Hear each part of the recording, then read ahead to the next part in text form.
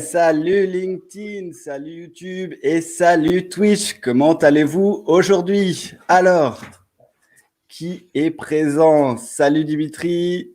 Yo. Salut Marie. Salut. Et salut François. Hello, Alors, salut tout le monde. Moi, le chat, comment allez-vous? Est-ce qu'il y a du monde? Est-ce qu'il y a du monde à l'heure? J'avais dit midi 2, on est à l'heure.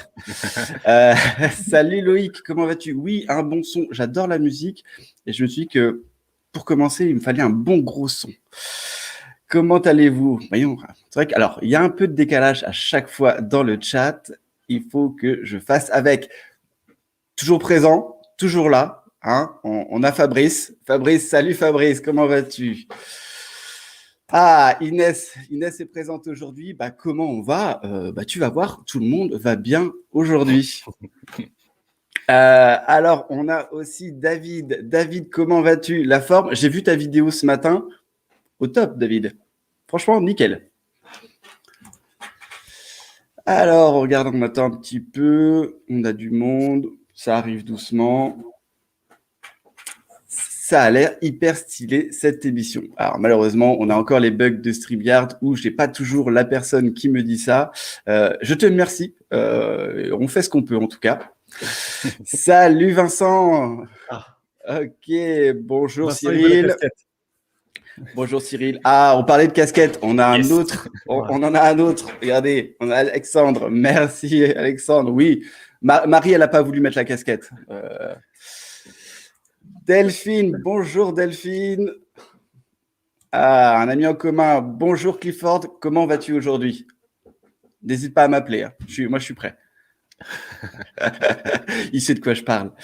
Ok, alors au programme, salut Agnès, au programme de ce LinkedIncast. Alors, LinkedIncast, qu'est-ce que c'est? C'est la seule émission en live sur LinkedIn, YouTube et Twitch. Alors, LinkedIn, YouTube, vous allez dire, c'est classique. Twitch, oui, je l'ai déjà dit, je le redis, je suis un gamer et je pense qu'aujourd'hui, il est presque essentiel d'aller voir ce qui se passe du côté de Twitch. On en reparlera à la fin de l'émission. Donc, au programme de cette émission, bien sûr, on aura une rubrique sur LinkedIn animée par votre humble serviteur que je suis. On va avoir aussi la rubrique YouTube, le Snack Tube, présenté donc par François. François, mets-nous un petit peu l'eau à la bouche. De quoi tu vas nous parler aujourd'hui? Alors, on va surtout lancer le débat et on va pouvoir en discuter avec Dimitri présent sur quelle est la différence entre la qualité et la quantité des posts en fait que vous allez faire sur les différentes plateformes. Et moi, je vais surtout défendre mon point de vue sur la plateforme YouTube, qui pour moi est une plateforme à part des réseaux sociaux. Et on verra donc ensemble un petit peu justement, est-ce que les gens vont privilégier la quantité, la qualité? Le chat, j'aurais besoin de votre avis justement. Déjà, vous pouvez commencer à donner votre avis là-dessus. Est-ce que vous préférez, vous, de la quantité, mettre beaucoup de posts très souvent, ou privilégier la qualité et publier un petit peu moins, mais allez, mais n'en dis pas trop, je reste là. François. N'en dis pas trop. On aura bien sûr la rubrique l'Insta engagé présentée par Marie. Marie, de quoi on va parler aujourd'hui? Alors aujourd'hui, on va parler de justement comment être crédible quand on est une marque engagée pour ses clients, comment susciter la confiance, voilà, donc des stratégies à mettre en place sur votre compte Instagram et dans votre communication en général. Ok, parfait Marie. Et bien sûr, et ça vous l'attendez tous, je le sais, hein, c'est surtout pour ça que vous êtes là, c'est pas pour nous. Vous êtes là pour mon interview, mon échange avec Dimitri. Alors, il ne savait pas trop à quoi s'attendre quand je l'ai contacté. Par contre, et je te remercie Dimitri, tu as tout de suite répondu à mon invitation. Et comme tu l'as vu juste avant avec François, avec Marie, on a un petit thème aujourd'hui, donc qui va être un petit peu la qualité, la quantité, et quelque chose qu'on a l'habitude tous les deux de discuter en messagerie privée, c'est, on va dire, autre que la qualité, la quantité, c'est aussi le débat divertissement, information. Et pour ça, on va parler de ton post qui a cassé LinkedIn il y a 10 jours, avec ta petite vidéo d'un Groot qui danse sur LinkedIn, qui a atteint, on peut le dire maintenant, plus d'un demi-million de vues et presque 20 000 likes, c'est ça? Ouais, c'est à peu près ça. J'avoue, j'ai pas les yeux dessus, mais ouais, aux dernières nouvelles, c'est à peu près ça, autour de 20 000 likes, 20 000 réactions pour globaliser. Oui. Et ouais, c'est à peu près 500 000, peut-être 520. Ça monte, ça continue de monter. D'ailleurs, c'est un phénomène très intéressant de voir que non, la vidéo n'est pas morte, mais la vidéo telle qu'on peut-être qu'on la connaissait avant est un petit peu en passe de changer. Oh, parfait, voilà, il vous tease bien déjà tout ça. Mais on va en reparler, parce que j'ai quelques questions à te poser là-dessus. Je suis là pour ça. Ouais, et pour être honnête, on avait commencé cette discussion vite fait en messagerie privée. Et je lui dis, attends, stop. On va se garder ça pour le live, parce que je pense que ça peut vous intéresser, vous, le chat. Allez, un petit tour du chat pour voir qu'est-ce qui se dit. Christophe, bonjour Christophe. Ouah, Christophe, il nous a mis sur sa télé. Franchement, moi qui voulais faire une émission comme la télé, on est bien, on est bien. Y est là. Alors, ça commence déjà à réagir. La qualité sans hésiter pour Yacine. Voilà, chacun son choix. On verra. On aura l'occasion d'en discuter. Ça va, voilà, le thème, encore une fois, de l'émission. Agnès, moins mes qualités, sinon zap. Ok, d'accord.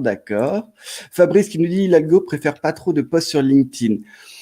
J'ai quelques exemples en tête aujourd'hui. Je connais une personne, je pense que vous la connaissez tous parce que elle est très présente en ce moment. On a Grégoire Gambato, j'ai vu qu'il fait des tests à 2 posts par jour. On pourra en discuter, on pourra en débattre. Qu'est-ce qu'on a d'autre? Loïc, oui, ça je te connais Loïc. La qualité toujours supérieure à la quantité. Mais la qualité peut rapidement s'obtenir avec un minimum d'organisation. Alors, Loïc, je vais te poser une question simple et je la pose à vous dans le chat et à mes trois invités de la journée. Honnêtement, entre nous, qu'est-ce que la qualité? Est-ce que quelqu'un dans le chat est capable de me dire qu'est-ce que la qualité? Et vous allez voir que je pense que ça peut faire un bon débat. Ouais, Loïc, il est à fond. Qualité au-dessus de la quantité. Ouais, non, mais j'entends bien.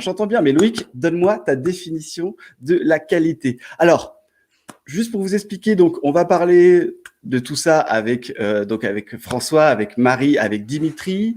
Je vous ferai une petite rubrique à part. On va pas trop parler de quantité, qualité à ce moment-là sur l'e-sport et le marketing. Je vous l'ai dit, c'est un domaine qui me tient à cœur et j'ai vraiment envie d'en parler.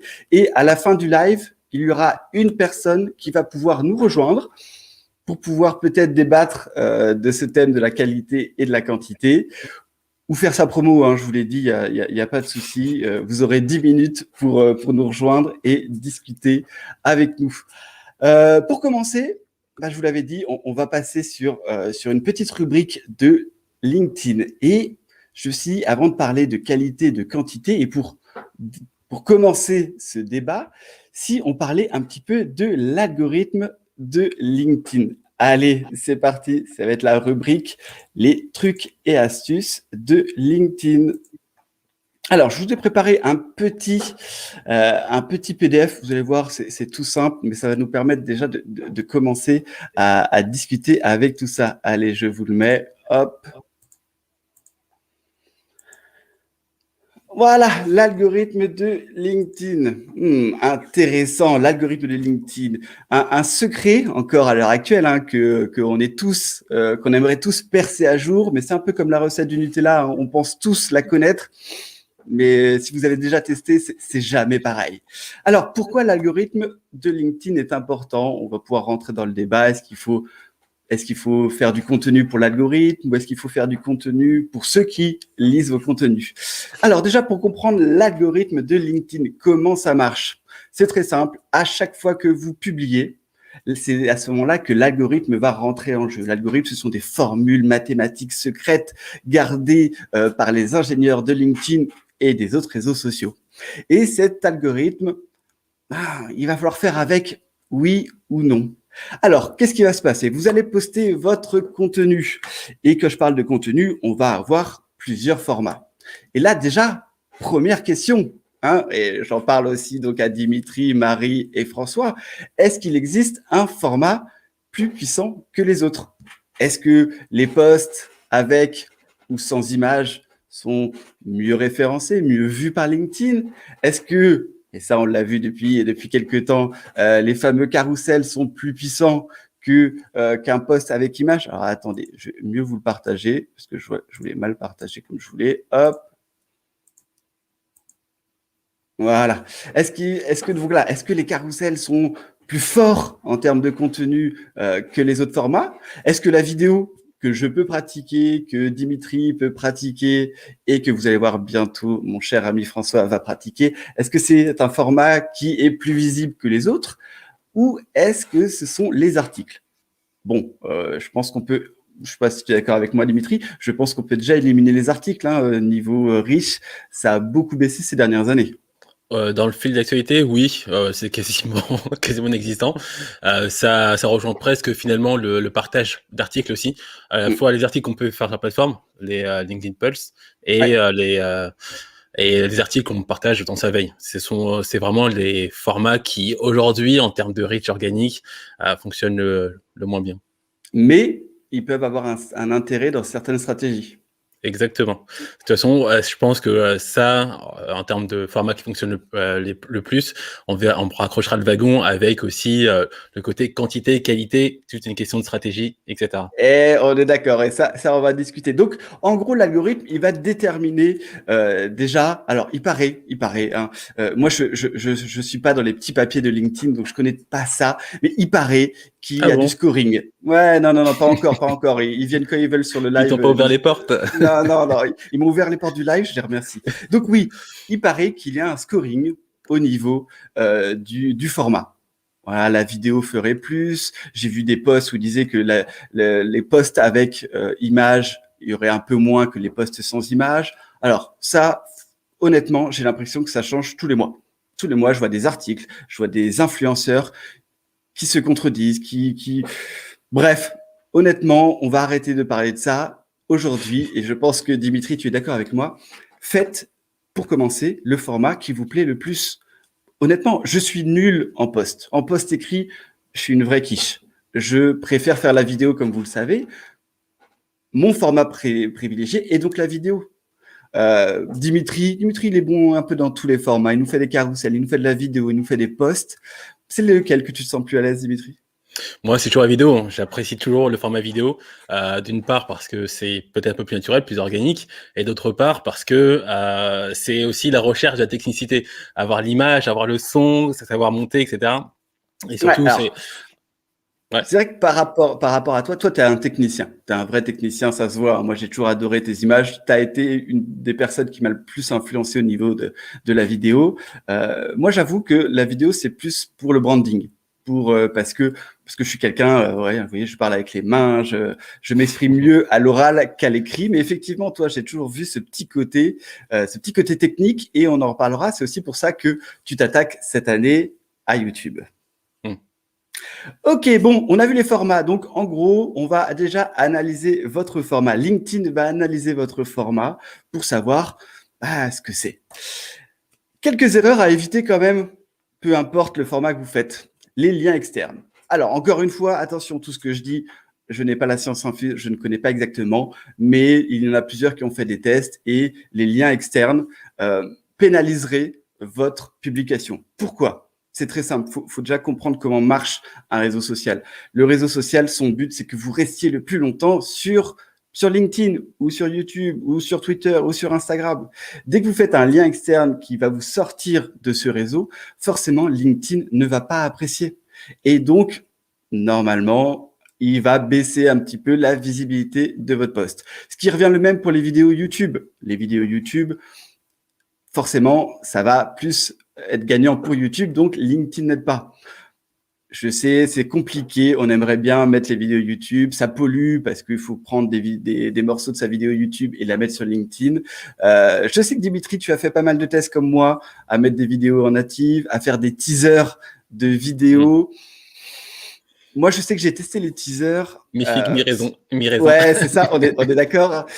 Parce que les gens sur LinkedIn, ils ont l'habitude d'avoir un format court et si tu n'arrives pas à trouver le bon angle pour les faire venir sur YouTube, en fait, ils vont regarder que ton petit teaser. C'est ça, ils vont faire sympa et ils vont continuer à scroller. Ouais, ouais, je pense que ça. Après, je sais que certains mettent que des vidéos YouTube parce que leur stratégie, c'est d'avoir de la vue sur YouTube. Bon, Coucou Stan. ouais, ouais. Alors Stan, c'est encore différent. Stan, il met presque rien sur LinkedIn. Mais je pense à Il met que de la Alexandre. vidéo à chaque fois. Il met que Ouais, le lien de sa ouais. vidéo. Ouais, Voilà. c'est vrai. Mais je crois qu'il avait déjà répondu à quelqu'un et il avait dit de toute façon, ça sert à rien pour lui Ouais, c'est pas de son canal. s'embêter sur. Ouais, Ouais. c'est ça. Quand tu regardes les milliers de vues, les millions de vues qu'il fait sur YouTube, il a pas besoin. Mais je pense aussi à Alexandre Touron qui met pas mal de vidéos sur YouTube. Ok, le spam de hashtag. On n'est pas sur Instagram, les gens. Hein. Comment reconnaître quelqu'un qui arrive d'Instagram? C'est celui qui va nous mettre 15 hashtags à la fin. Non, non, LinkedIn n'aime pas ça. Bon, au niveau des chiffres, 3, 5, 10. Bon, je pense qu'entre 3 et 5, on est pas mal. Oh, après, on pourra faire une rubrique spécialement sur quel hashtag choisir, mais c'est pas le but aujourd'hui. Une autre erreur à éviter aussi, il y a débat, la mauvaise heure. La mauvaise heure. Ah, tout le monde pense que la bonne heure, c'est soit le matin, soit le soir. Faut pas faire ça le lundi, faut pas faire ça le vendredi, faut pas faire ça le week-end. Franchement, si j'ai un conseil à vous donner, testez. Voilà. Bah, moi, je sais que quand je fais ça en fin de journée, ça marche pas. Moi, ça marche mieux le matin. Il y en a d'autres où ça marchera mieux. François, il a eu des bons résultats avec le soir. J'en connais qui ont des très bons résultats à faire le dimanche en fin d'après-midi. Une fois que tout le monde est posé, tout le monde va préparer sa semaine. Voilà, vous avez de bons résultats. Analyse de la qualité, c'est ce que je vous disais tout à l'heure. Apparemment, LinkedIn va analyser la qualité de votre poste. Alors attention, qualité. Qu'est-ce que ça veut dire la qualité? Est-ce que c'est la qualité de l'information? Est-ce que c'est la qualité rédactionnelle? Est-ce que c'est parce qu'on a sauté des lignes que LinkedIn va le mettre plus en avant? Voilà, honnêtement, j'ai du mal avec ce terme qualité. Je sais pas, toi Dimitri, qualité, ça te fait penser à quoi? Subjectivité, tout simplement. Ouais. Une qualité, ça, en fin de compte, c'est simplement subjectif. Ça correspond, enfin, ce niveau qualité correspond tout simplement à l'audience qu'on a en face. Une audience X n'aura pas la même exigence de qualité que l'audience Y, par exemple, ou Z. Bien sûr, Donc, on il n'y est a pas d'accord. une qualité, globalement. Et on pourrait avoir plein d'exemples différents. Alors attention, on n'est pas là pour juger. Hein. Chaque stratégie est bonne, chacun fait ce qu'il veut. Mais la qualité, comme le dit Dimitri, c'est propre à chacun. Michael Aguilar, qui a beau être un très grand conférencier, il nous met des petites vidéos, des gifs sur LinkedIn. Est-ce que c'est de la qualité? Je sais pas. Grégoire Gambato, encore une fois, on n'est pas là pour juger. Il a testé plein de façons de communiquer différentes. Comme je l'ai dit dernièrement, il fait 2 posts par jour avec quelques lignes. Est-ce que c'est de la qualité? C'est des réflexions? Non. Je pense que au-delà de la qualité, c'est plutôt de l'engagement qu'on doit chercher et pas forcément la qualité de l'information. L'information n'est pas forcément de la qualité. Voilà. Et donc, une fois que LinkedIn a analysé tout ça, il va donc partager votre publication à une petite partie de ton réseau qui va voir ta publication. Et c'est là que c'est important. LinkedIn va regarder si les personnes like, si les personnes commentent, si les personnes partagent. Alors, on est d'accord, le partage ne rapporte pas grand-chose, mais je pense que LinkedIn, dans son algorithme, se dit, tiens, si le post est partagé, c'est qu'il y a quand même un intérêt. Et donc, c'est pour ça que c'est très important de réagir la première heure, la deuxième heure, encore une fois. Il y en a qui disent que c'est 1 heure, il y en a qui disent que c'est 2 heures. Mais il va y avoir une petite analyse où LinkedIn va se dire, tiens, est-ce qu'il y a de l'engagement? Est-ce qu'il y a de l'engagement sur la publication? Et donc, une fois que LinkedIn a brassé toutes ces informations, il y a 2 choix. Oui, j'ai oublié de parler du dwell time. Bah oui, il est arrivé l'année dernière. Le dwell time, qu'est-ce que c'est pour ceux qui ne savent pas? Le dwell time, c'est tout simplement le temps passé sur la publication. Normalement, plus vous passez de temps sur la publication, plus elle est intéressante. Attention, je dis bien normalement entre guillemets. Voilà. Attention au mauvais côté du dwell time. Hein. On a tous vu l'arrivée des carousels à foison et des carousels de 25 pages. Toi aussi, tu les as vus, Dimitri, ceux-là? Oui, expérimenté. Ouais. Moi, je vous le dis honnêtement, j'aime pas ça. Hein. Quand il faut cliquer là pour voir à la fin, en fait, que c'était inintéressant, ça ne marche pas. C'est pareil. C'est pas parce que vous faites des vidéos de 10 minutes que ça va forcément augmenter votre dwell time et que votre vidéo sera plus vue. Voilà. Encore une fois, le dwell time, comme l'algorithme, c'est important, mais pensez plutôt à qui va lire ou qui va voir votre publication. Je pense que c'est vraiment ça qui est important sur LinkedIn. Et donc, je disais, voilà, une fois que LinkedIn a vu toutes ces métriques, il va déterminer mauvais score. mince, vous avez fait des erreurs, trop de spam, des liens externes, LinkedIn ne va pas le montrer à trop de personnes. Il y a déjà trop de contenu. Donc, il sera peu diffusé. Et à la fin de la journée, vous aurez beau refresh, les vues vont pas grimper, les commentaires non plus. Par contre, si vous respectez une information, de l'engagement, une belle vidéo, ça vous permet d'avoir un bon score. Et là, boum, post viral à la Dimitri Ribal, vous faites des centaines de milliers de vues, des centaines de commentaires, ça ne s'arrête plus. Voilà comment marche l'algorithme LinkedIn. Mais encore une fois, attention, ne vous focalisez pas trop sur cet algorithme, ne vous focalisez pas trop sur ce dwell time. Pensez, en tout cas c'est ma vision des choses, pensez vraiment à vous intéresser pour qui est fait la publication. Qu'est-ce que vous en pensez de tout ça, mes chers Dimitri, Marie, François? Qui veut prendre la parole là-dessus? François, sur LinkedIn. Sur LinkedIn, effectivement, là, pour avoir fait l'expérience avec un post posté lundi matin, ou parmi ces premières fois, j'ai fait un effort rédactionnel où je me suis vraiment posé la question et en plus, j'ai vraiment partagé un sentiment qui me tenait à cœur. Donc, c'était un post que j'ai quand même réfléchi, j'ai écrit et que j'ai partagé vraiment ce que je pensais par rapport, en plus, à un événement particulier puisque c'était le Super Bowl et c'était un post sur Tom Brady. Et là, aujourd'hui, j'ai un peu plus de 3000 vues, une trentaine de commentaires, ce qui pour moi, un premier post avec une audience, on va dire, à peu près à 1500 personnes et un très, très bon résultat avec beaucoup d'engagement, beaucoup de réactions. Donc, effectivement, prendre le temps de réfléchir par rapport à ça et toujours, on va arriver sur ce débat qualité. On va y revenir, oui. On y arrive, on pourra. Donc, toujours important de partager des émotions, partager l'actualité, aussi une très bonne manière d'avoir de l'engagement, d'avoir des réactions. Encore une fois, ça touche vraiment les personnes. Marie, un petit mot à dire sur LinkedIn, l'algorithme de LinkedIn?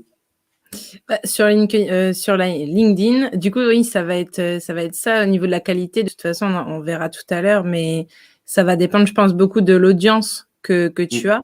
Et pareil, au niveau des heures, sur Instagram, ça revient au même. En fait, il faut beaucoup tester parce qu'en fait, chaque audience va être différente. Et sur Instagram, on voit la même chose que sur LinkedIn aussi. Enfin, l'arrivée des carousels, l'arrivée des posts plus grand format, comme sur LinkedIn aussi. Et c'est pareil. Donc, bon, sur Instagram, il y aura plus une stratégie de hashtag à mettre en place, on va dire, plus longue. Mais je suis d'accord avec toi que sur LinkedIn, par contre, il faut privilégier justement moins de hashtags au risque d'être considéré comme un spam. Ok, merci à tous pour ce petit retour. Alors, qu'est-ce que ça te dit dans le chat? Fabrice, c'est notre commentateur numéro 1. Fabrice, Fabrice, il nous dit ça, la fameuse règle des 1,990. Oui. Dimitri, peux-tu nous expliquer c'est quoi cette fameuse règle des 1,990? Je sais pas du tout. 1,990? Non. Tu n'en as jamais entendu parler? Non. Alors, c'est sur 100 personnes sur LinkedIn. Il y en a une qui crée du contenu, 9 qui commentent et like, et 90 qui ne font que consommer sans interagir avec la majorité silencieuse. Avec la fameuse majorité silencieuse. Oui, ça on pourrait en parler pendant des heures. Qu'est-ce qu'on a d'autre sur l'algorithme? J'ai vu Agnès qui nous disait 6 carousels maximum. Je pense qu'Agnès, tu veux dire 6 slides. 6 slides. Alors, moi, j'aime pas trop ces règles. J'aime pas. En fait, j'aime pas les règles. Je pense que vous commencez à le comprendre. Je pense pas que ça soit 6. Si tu peux le faire en 2 et que c'est intéressant de le faire en 2 ou en 3, tu le fais en 2, en 3. Si c'est intéressant de le faire en 10, en 15, tu peux le faire en 10 et en 15. Il y a des carousels de 20 pages que j'ai appréciés. Il y a des carousels de 6 slides que je n'ai pas appréciés du tout. T'en penses quoi, Dimitri? Ça dépend ce qu'on déroule finalement. Ça dépend de la construction. En amont, généralement, quand on fait un carrousel, on part pas d'une page blanche. Généralement, on a sa structure et à partir de là, on arrive à voir comment on séquence ces séquences dans le carrousel. Il peut y avoir des carousels qui font 30 pages. Je crois qu'il y a Christopher Piton qui a fait des carousels genre de 26 pages ou 30 pages, quelque chose comme ça. Mais il a l'art du storytelling. Voilà, il y a une vraie écriture et ça t'emmène jusqu'au bout et tu poursuis la chose. Très bien. En revanche, justement, là où il y a un souci, c'est quand on utilise la fonction première ce qu'on appelle aujourd'hui carousel, qui est finalement normalement un format présentation. Normalement, c'est vraiment le PDF d'entreprise. C'est censé être un PDF d'entreprise qu'on upload. Là, ouais, c'est moins sexy, c'est moins glamour. Et finalement, ça rejoint à peu près toutes les typologies de posts. Qu'est-ce que tu mets, comment tu structures ton post, ce que tu mets dedans, plus que le format, c'est vraiment ce que tu mets dedans, comment tu structures tes idées à l'intérieur, qui compte plus que le format, que ce soit un carousel, que ce soit des vidéos, que ce soit du texte. Mais c'est très bien résumé. Non, je suis tout à fait d'accord. Ton analyse sur les carousels, c'est vraiment ça. Ok, dernier. Intervenir, Mathieu, parce qu'il y a une question qui passe. Là, je vois, il y a un débat avec Christophe. Un débat. Christian. Un débat, mais c'est un détail technique, c'est-à-dire, il y a en gros, quand je poste sur LinkedIn, effectivement, la vidéo va faire 2000 vues, mais en natif sur YouTube, elle fait que 50 vues. Et bien, tout simplement, et ça, je peux vous le dire, c'est que YouTube, c'est le gros problème, en fait, par rapport à YouTube, c'est lorsque vous prenez une vidéo YouTube et que vous postez, en fait, sur les autres réseaux sociaux, YouTube ne va pas vous comptabiliser les vues. C'est-à-dire et en fait, si vous faites la publication de vos vidéos sur les autres réseaux sociaux, ça veut dire que les gens, quand ils vont aller sur les autres réseaux sociaux, ils vont visionner la vidéo, et quand ils vont venir sur YouTube, eh ben, ils ont déjà vu votre vidéo. Donc, ils vont pas venir la regarder. Donc, malheureusement, votre vidéo va faire que 50 vues parce que les gens ont déjà vu votre vidéo ailleurs. Et YouTube ne va pas comptabiliser, en fait, vos vues externes, en fait, en lien externe. Ouais, exact. Et il faut différencier aussi le nombre de vues du post et le nombre de vues de la vidéo en tant que telle. Exactement. Plus, ouais, tout à fait. Oui. Mais sachez que si vous postez votre vidéo, effectivement, lien YouTube sur LinkedIn et qu'elle est visionnée directement via LinkedIn, cette vue-là ne sera pas comptabilisée par YouTube. Et c'est pareil sur Facebook pour ça. Ok, donc, merci. Voilà, c'est pour ça que tu as 2000 vues et que tu as 50 vues max sur YouTube, malheureusement. J'ai pas vu cette question passer, mais en tout cas, merci pour cette précision. Et effectivement, mais on pourrait en reparler. Peut-être que tu nous feras une chronique, une petite rubrique dessus, François, parce que je pense que la stratégie vidéo YouTube n'est pas du tout la même que la stratégie LinkedIn. Non. C'est plus difficile. YouTube, c'est un peu plus. Je vais justement en parler. Je vais en parler là dans le SnackTube justement parce que il va en parler. En tout cas, merci beaucoup de réagir sur l'algorithme. Alors, de toute façon, l'algorithme, c'est toujours un débat. C'est toujours voilà. Encore une fois, je pense vraiment, je le répète, ne vous fiez pas trop à l'algorithme, ne vous fiez pas trop à tout ce que vous pouvez voir sur LinkedIn, les posts. Alors, tiens, je rebondis là-dessus. Ce week-end, j'ai vu un post, il faudrait que je le retrouve, où une personne disait que le nouveau like mis dernièrement par LinkedIn, vous savez, le soutien, la main avec le petit cœur. Ouais, le support, ouais. Ouais, avait plus de riches que les autres. Ouais, je suis un peu comme toi, Dimitri. Les gens d'urbaine. Ouais, enfin, en fait, moi, je trouverais ça fou si LinkedIn avait vraiment mis ça en place. Je vois pas l'intérêt. Je vois pas l'intérêt qu'il y ait un like plus fort que les autres. Alors, moi, je suis de la vieille école. Moi, je like. C'est tout. Je like. Je fais pas de cœur, je fais pas de soutien, je fais pas d'intéressant. Je like. Parce que j'ai plus l'habitude mais je trouve ça fou. Après voilà, apparemment elle a fait des tests cette personne. Bon, ça augmente le riche. Un test. Tout le chat là, mettez support. Le bouton soutien là. Essence et puis on va tester et on vous dira. Merci François. C'est vrai, j'ai pas encore assez fait d'appel à l'action aujourd'hui. Oui, likez, s'il vous plaît, likez, commentez. Chaîne YouTube Mathieu Garmer, Dimitri Ribal. Allez, c'est parti. Bon, merci en tout cas pour cette petite rubrique LinkedIn. Merci d'avoir vu. Alors, François nous en a un peu dit. On va passer donc à la rubrique de François et François va nous parler de ce fameux débat qualité-quantité sur LinkedIn. Allez, c'est parti pour le SnackTube. Hop. François, faut que tu nous partages. Alors, je vais partager effectivement rapidement tu peux parler en gros si tu veux. Alors, on va voir surtout en fait, donc effectivement, c'est le gros débat qualité vs quantité en fait par rapport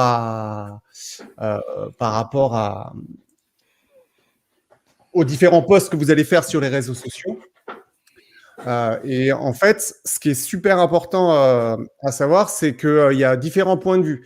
Donc, OK, effectivement, il faut faire de la quantité, mais aussi il faut faire de la qualité. On va primer la qualité, mais comme le disait tout à l'heure Dimitri, la qualité, ça reste subjectif. C'est-à-dire qu'il y a tout simplement à qui vous voulez parler. L'audience est vraiment primordiale. Et elle va l'être encore plus sur YouTube. Et j'aimerais ajouter une précision qui a vraiment une importance capitale, et surtout, c'est là où les gens en fait se perdent la plupart du temps, c'est qu'on est obnubilé par les algos en fait. Donc on va tout faire pour penser en disant il faut que ma vidéo elle aille bien à l'algo. Mais on oublie la chose principale, c'est que derrière en fait l'ordinateur, c'est un humain qui va regarder.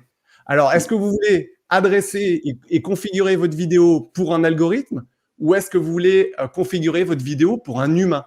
Et à partir de ce moment-là, quand vous avez le bon réflexe, en fait, pour commencer à avoir, on va dire, envie de raconter une histoire à des gens, et bien là, votre vision par rapport et notamment sur YouTube, va complètement changer. C'est-à-dire que quelque part, oui, il y a des métriques, oui, il y a des règles, mais les règles, en fait, sont juste pour quantifier un petit peu tout ça.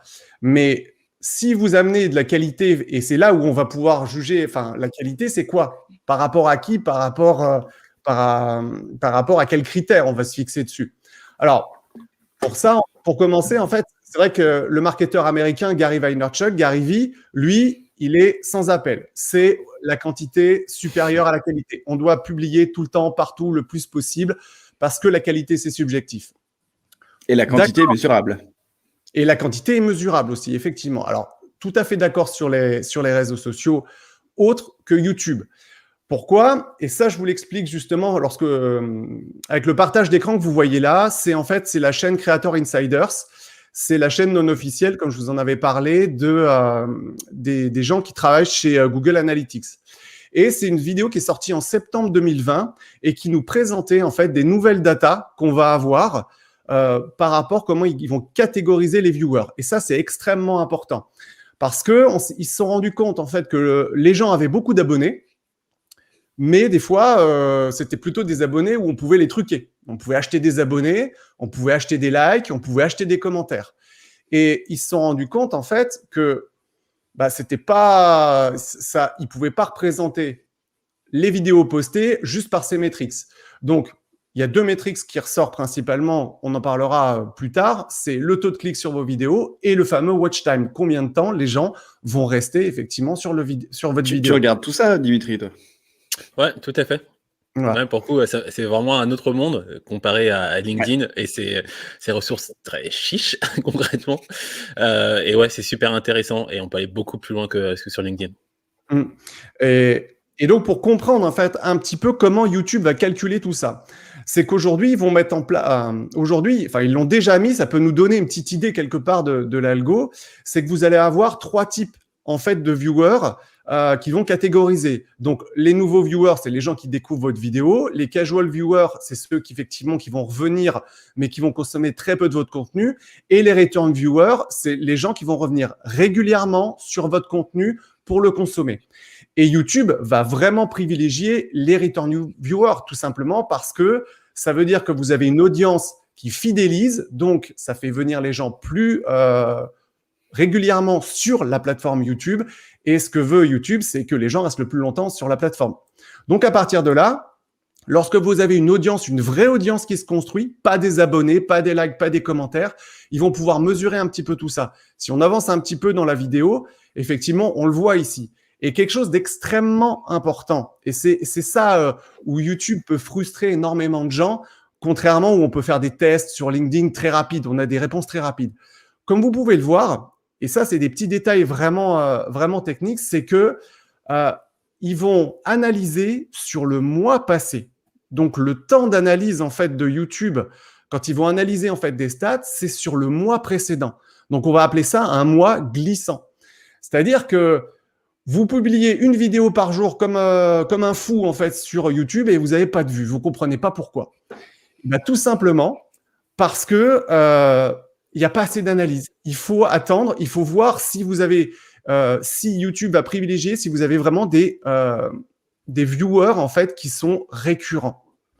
Et c'est là où c'est complètement où ça change complètement toutes les autres plateformes. Et c'est pour ça que beaucoup de gens se cassent la figure en fait en allant sur YouTube, parce que ils prennent les codes qu'ils ont l'habitude d'utiliser, que ça soit sur Insta, même sur TikTok, que ça soit sur LinkedIn, et à partir de là, en fait, ils veulent appliquer ça sur YouTube, mais ça marche pas du tout pareil, puisque déjà on est au mois, et après ça va être des gens qui vont revenir. Il va falloir fidéliser les gens par rapport à votre contenu. Donc, l'exercice est beaucoup plus complexe. Donc, pour revenir au débat quantité contre qualité, eh ben moi, sur YouTube, c'est qualité obligatoire, puisque la quantité n'a pas d'influence. Vous pouvez publier une vidéo par jour, vous n'aurez pas plus de résultats qu'une vidéo par mois, forcément. Alors, une vidéo par mois, c'est le strict minimum, on est bien d'accord. Mais quelque part, si vous publiez une vidéo toutes les 2 semaines et qui respecte, on va dire, les codes de YouTube, vous avez plus de chances effectivement d'aller un petit peu plus loin. Alors, je vous ai parlé de Gary Vee. On voit là mon écran, on est sur sa chaîne. Oui, parce que j'ai pas c'est bon. tour. C'est un bel exemple, Gary Vee. Exemple Gary Vee. Comme je vous l'expliquais, 3 millions d'abonnés. Super. Bon, vous connaissez tous le personnage, il publie, lui, c'est quasiment tous les jours, voire 2-3 fois par jour. Mais par contre, quand on fait une analyse rapide, en fait, de ces vidéos, bah, regardez, 13 000 vues, 15 000 vues. Allez, je vais descendre un petit peu plus bas. Alors, oui, il y a des vidéos qui vont cartonner, mais encore, vous allez me dire, 135 000 vues, 169 000 vues, quand on a 3 millions d'abonnés, ça reste quand même léger, quoi. Et on voit l'engagement qui est faible, quoi. Exactement. Et alors, à quoi c'est dû, en fait? Parce que quand on regarde, ben, les thèmes sont plus ou moins similaires, on va avoir une même durée, mais c'est que tout simplement, en fait, ce contenu n'est absolument pas adapté à YouTube.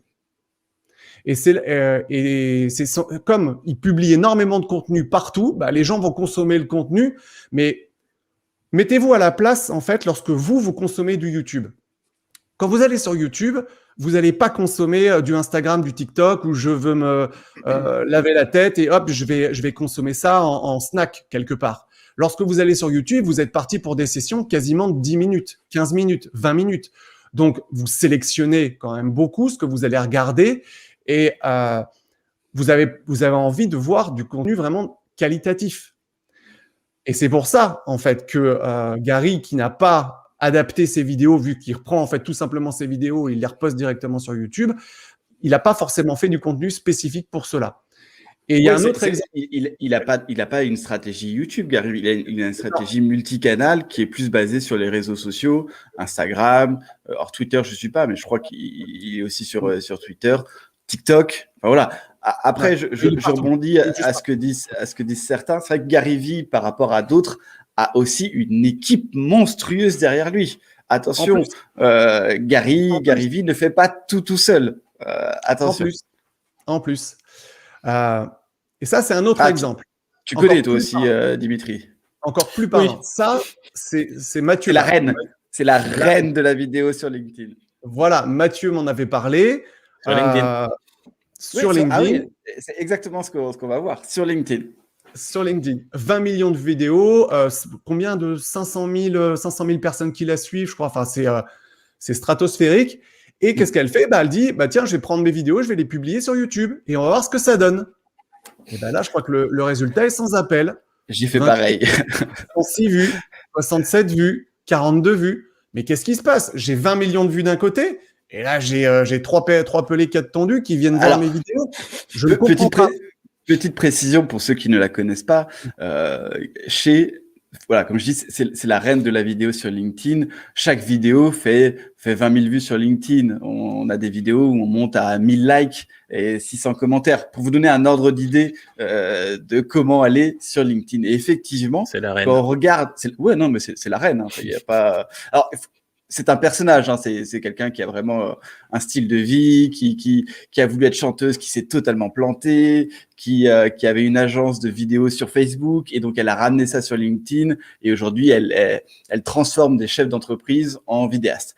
Mais effectivement, le rapport est juste hallucinant. Tapez son nom, allez voir allez voir ses vidéos sur LinkedIn. C'est des vidéos assez courtes. Je sais pas si tu as vu, elle a un nouvel assistant qui performe aussi bien qu'elle, Jonathan Palmer, Ouais. le gars avec les cheveux longs. Baraqué, Ah ouais. lunettes. C'est ça.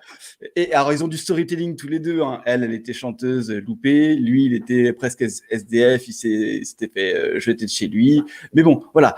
C'est vraiment la différence est juste énorme. Et moi, je le vois hein, quand j'ai mis mes vidéos que j'avais faites sur LinkedIn, sur YouTube. Ça n'a pas marché du tout. C'est vraiment. Ouais, je sais, Dimitri, on a déjà parlé. C'est vraiment deux stratégies totalement différentes. Si tu veux faire du YouTube, fais du YouTube, mais fais des vidéos YouTube. Et ça, François, il nous en parlera à d'autres jours. Et si tu veux faire de la vidéo LinkedIn, fais de la vidéo LinkedIn. Déjà, même en termes de temps, hein, c'est ce que tu disais aussi, François. C'est là. C'est ouais. pour rebondir sur ce que tu dis, Mathieu. Si vous analysez ces vidéos, elles font pas plus d'1 minute 46. Sauf que, comme je vous l'ai dit précédemment, les métriques qui sont le watch time hyper important. Imaginez, ça veut dire que même si tout le monde regarde ces vidéos 1 minute 46, elle aura un watch time moyen de 1 minute 46. Vous arrivez, vous mettez une vidéo de 5 minutes et vous avez un watch time de 3 minutes, et ben vous avez un watch time 2 fois supérieur à elle. Donc, YouTube, et là, c'est l'algo principalement, va considérer en fait que les gens restent 2 fois plus de temps sur vos vidéos. Donc, ils vont promouvoir vos vidéos plutôt que les siennes, tout simplement. Donc, les vidéos courtes sur YouTube, à part, bon, ça c'est encore un autre débat, ils sont en train d'essayer de lancer quelque chose pour des vidéos très courtes à la TikTok. Oui, c'est pour concurrencer TikTok, tout le monde le fait. Dans le schéma YouTube de chaîne, le format court ne fonctionne pas. Le format court ne fonctionne pas. Il faut faire des vidéos quasiment supérieures à 10 minutes. Ça dépend des contextes. Il y a des contextes justement très entertainment, justement, où les petits skits de 2 minutes, 3 minutes fonctionnent très bien parce que justement, c'est des audiences énormes. Tout dépend de ta stratégie. Tu peux faire du 3 minutes. C'est là où je ne serais pas d'accord parce que, en fait, on va un petit peu plus loin, on en parlera, mais tout dépend de la stratégie que tu as. Soit tu veux faire une vidéo découverte pour amener des gens à voir tes vidéos, mais si tu fais que des vidéos découvertes et des vidéos buzz, les gens ne resteront pas. Pensez à les viewers récurrents. Attention, alimenter. Juste pour préciser quelque chose qui est important, je pense à mon avis, il faut différencier le YouTube d'un entrepreneur, quelqu'un qui est là pour vendre des services, et un YouTube de divertissement, comme tu parlais un petit peu, Dimitri, parce que j'ai envie de dire, souvent, quand je parle de ça avec François, je lui donne aussi l'exemple des gamers. Hein, je suis un gamer, si vous n'avez toujours pas compris.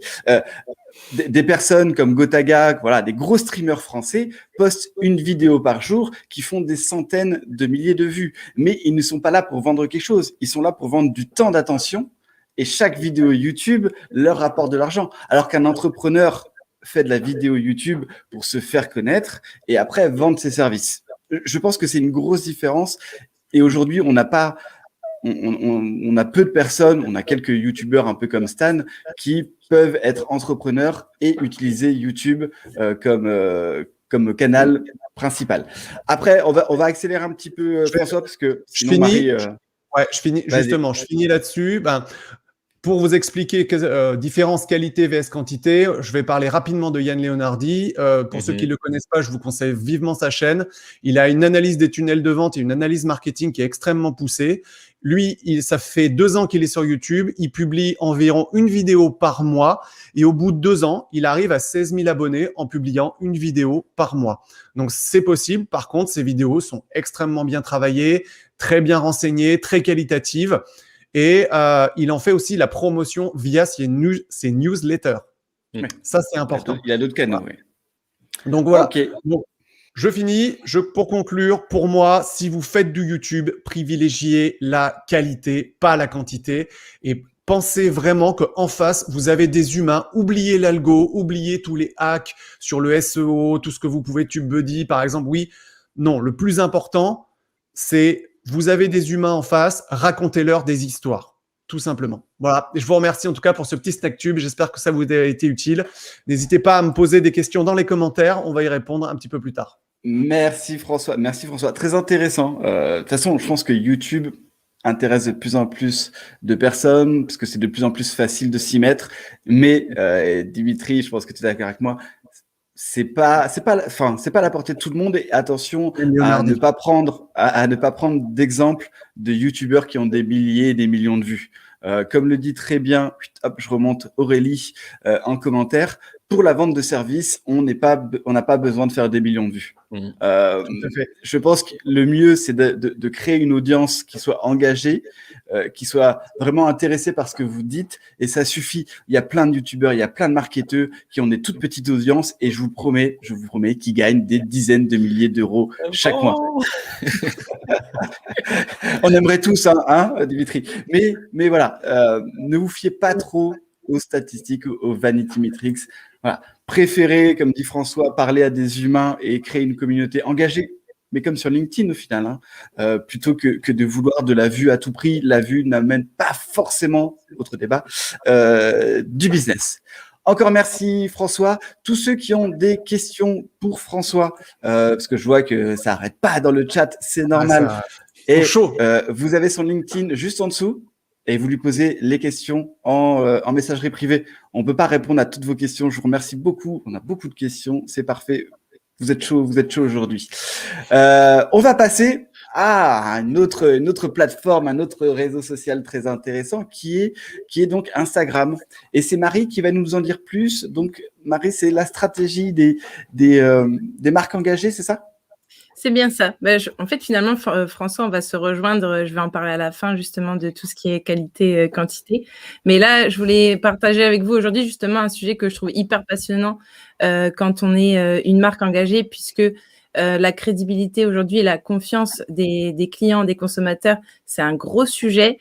Il y a pas mal de scandales, notamment ces derniers temps. Je ne sais pas si vous connaissez, mais avec Louis et tout, qui est une marque qui se disait Made in France, engagée, et finalement, voilà, il y a un scandale qui a éclaté. Donc c'est pour ça qu'aujourd'hui, voilà, il y a des stratégies à mettre en place à ce niveau-là. Il y a aussi une vraie demande des clients, de vos clients justement pour les marques. Qui sont de plus en plus, qui veulent s'engager justement dans quelque chose avec des marques qui sont plus responsables, plus respectueuses de l'environnement et plus qualitatives pour la santé, on va dire. Donc, c'est pour ça que je sais qu'il y a je connais beaucoup de marques qui sont engagées et qui partagent de vraies actions, de vraies valeurs et des vraies convictions. Et il y a des petites choses à mettre en place justement sur les réseaux sociaux et notamment sur Instagram pour justement augmenter la crédibilité et susciter la confiance des clients. Déjà, je vais partager des chiffres pour commencer parce que c'est toujours super important de parler chiffres pour appuyer les propos. Et donc, en fait, déjà, quand on sait que sur 76% des 25-37 ans partagent le sentiment que les entreprises se concentrent sur leurs propres objectifs, donc 76%, c'est énorme, plutôt que sur ceux de la société en général, et 64% pensent qu'elles n'ont pas d'autres ambitions que de faire du profit. Ça fait mal, je trouve. Mais un dernier chiffre, justement, par rapport à Instagram, justement, cette audience-là, généralement sur Instagram, vous allez vouloir toucher une audience plus jeune, et on sait aujourd'hui que 42% des 25-34 ans sont présents chaque jour sur Instagram. Donc voilà, vous avez tout intérêt à mettre ces stratégies-là en place. Et donc il y a 2 stratégies que je vais vous partager. Donc c'est vraiment ce qu'on va appeler la promesse et la preuve. Donc la promesse, moi je suis plus pour la preuve, mais la promesse il faut aussi la pratiquer. Donc la promesse c'est justement avant l'action, c'est montrer les intentions auprès de ton audience, de ce que tu veux faire pour réduire ton impact environnemental. Et la preuve, c'est tout simplement montrer tes actions directement. Donc voilà, on peut jouer sur les 2 stratégies. Je voulais vous partager aussi donc une marque engagée qui pratique aussi la stratégie de la preuve. Alors attendez, première fois, tac. Donc c'est Everlane. Donc voilà, comme ça je peux vous montrer en direct. Donc voilà, donc là, c'est une marque en fait qui se dit justement 100% neutre en carbone. Donc, elle a carrément décomposé ses produits pour justifier ses propos. Il y a du coup, c'est pour ça que quand vous êtes sur Instagram, vous avez tout intérêt vous aussi à partager. Alors attendez, j'arrête le partage. Donc Donc sur Instagram, en fait, vous avez du coup tout intérêt justement d'avoir une réflexion sur la preuve. Donc au niveau de la preuve, vous allez pouvoir par exemple partager vos coulisses de fabrication. Aujourd'hui, ça peut être une action à mettre en place. Il y a aussi dans les contenus, vraiment partager des choses qui vont prouver donc la force de vos actions. Et il y a aussi une autre marque que j'aime beaucoup aussi dans leur communication. Donc ça va être Typology, donc c'est une marque de cosmétiques naturels. Je voulais petit bug de partage. Je reviens. Hop, Ça arrive. ça arrive. Donc Typology, voilà, partagé. Donc là, c'était une campagne qu'ils ont fait en 2019. Et donc l'objectif, voilà, c'est vraiment de prouver, on va dire, la qualité de produits. Il faut vraiment, quand vous partagez, par exemple, des preuves sur les réseaux sociaux et sur Instagram, que justement elles soient, si possible, vérifiables. On voit aussi, et toujours dans une démarche, on va dire, pédagogique, c'est-à-dire ne pas culpabiliser non plus l'audience, mais voilà, une démarche pédagogique, accessible, possibilité de pouvoir expliquer donc au niveau de tout ça. Après, au niveau de la démarche sur les réseaux sociaux, donc voilà, là il y a deux stratégies que vous pouvez aussi mettre en place. Au niveau de la qualité-quantité, donc au niveau du social média, donc sur Instagram, moi j'opte vraiment pour la qualité. Donc je vais revenir un petit peu après ce que c'est pour moi là-dessus, mais si je puis dire sur la qualité, c'est-à-dire que si vous êtes dans une démarche justement éco-responsable et engagée, ça sert à rien de faire donc du contenu directement consommable, du snack content en tout cas sur Instagram, puisque de toute façon, les gens vont pas comprendre. Il faut que vous soyez cohérent aussi avec la démarche. Si vous publiez 7 à 10 fois par semaine, déjà pour l'algorithme, ça ne sert à rien.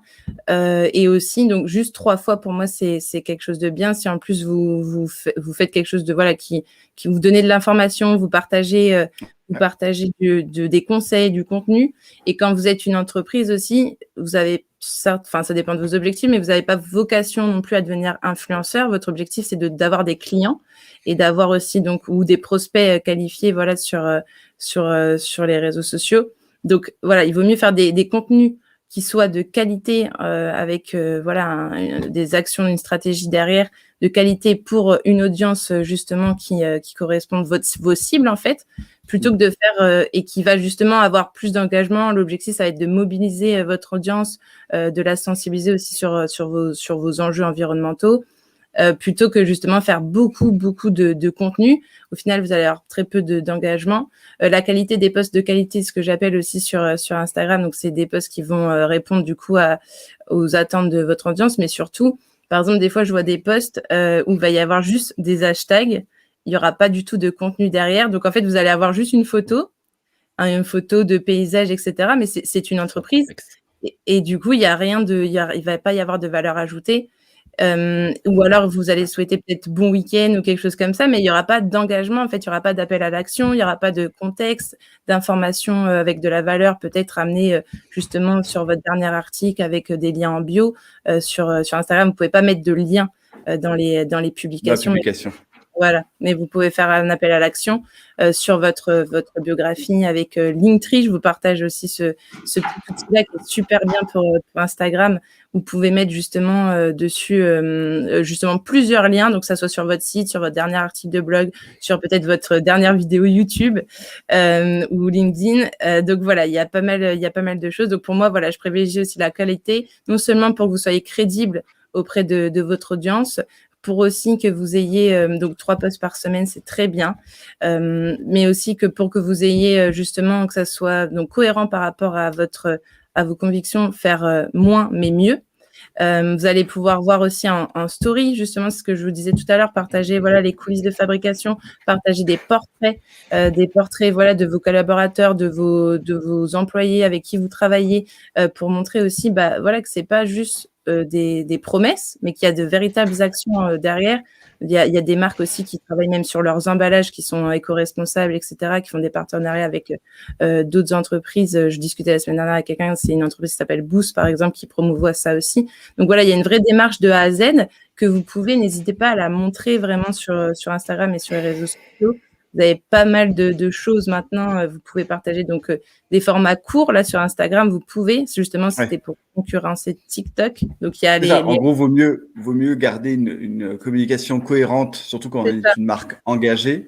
Et les formats courts, comme tu dis, au lieu de poster juste une image avec plein de hashtags, autant faire des stories qui sont faites pour ça, pour de l'instantané, pour du contenu plus petit. Mais au final, je pense que c'est un peu ce qu'on dit depuis le départ. Hein. La qualité, c'est plutôt être cohérent avec ses engagements, surtout sur Instagram. La quantité, ça marche quand on s'appelle Nabila et qu'on veut être tout le temps présent et qu'on veut vendre après des choses qu'on n'a même pas testées.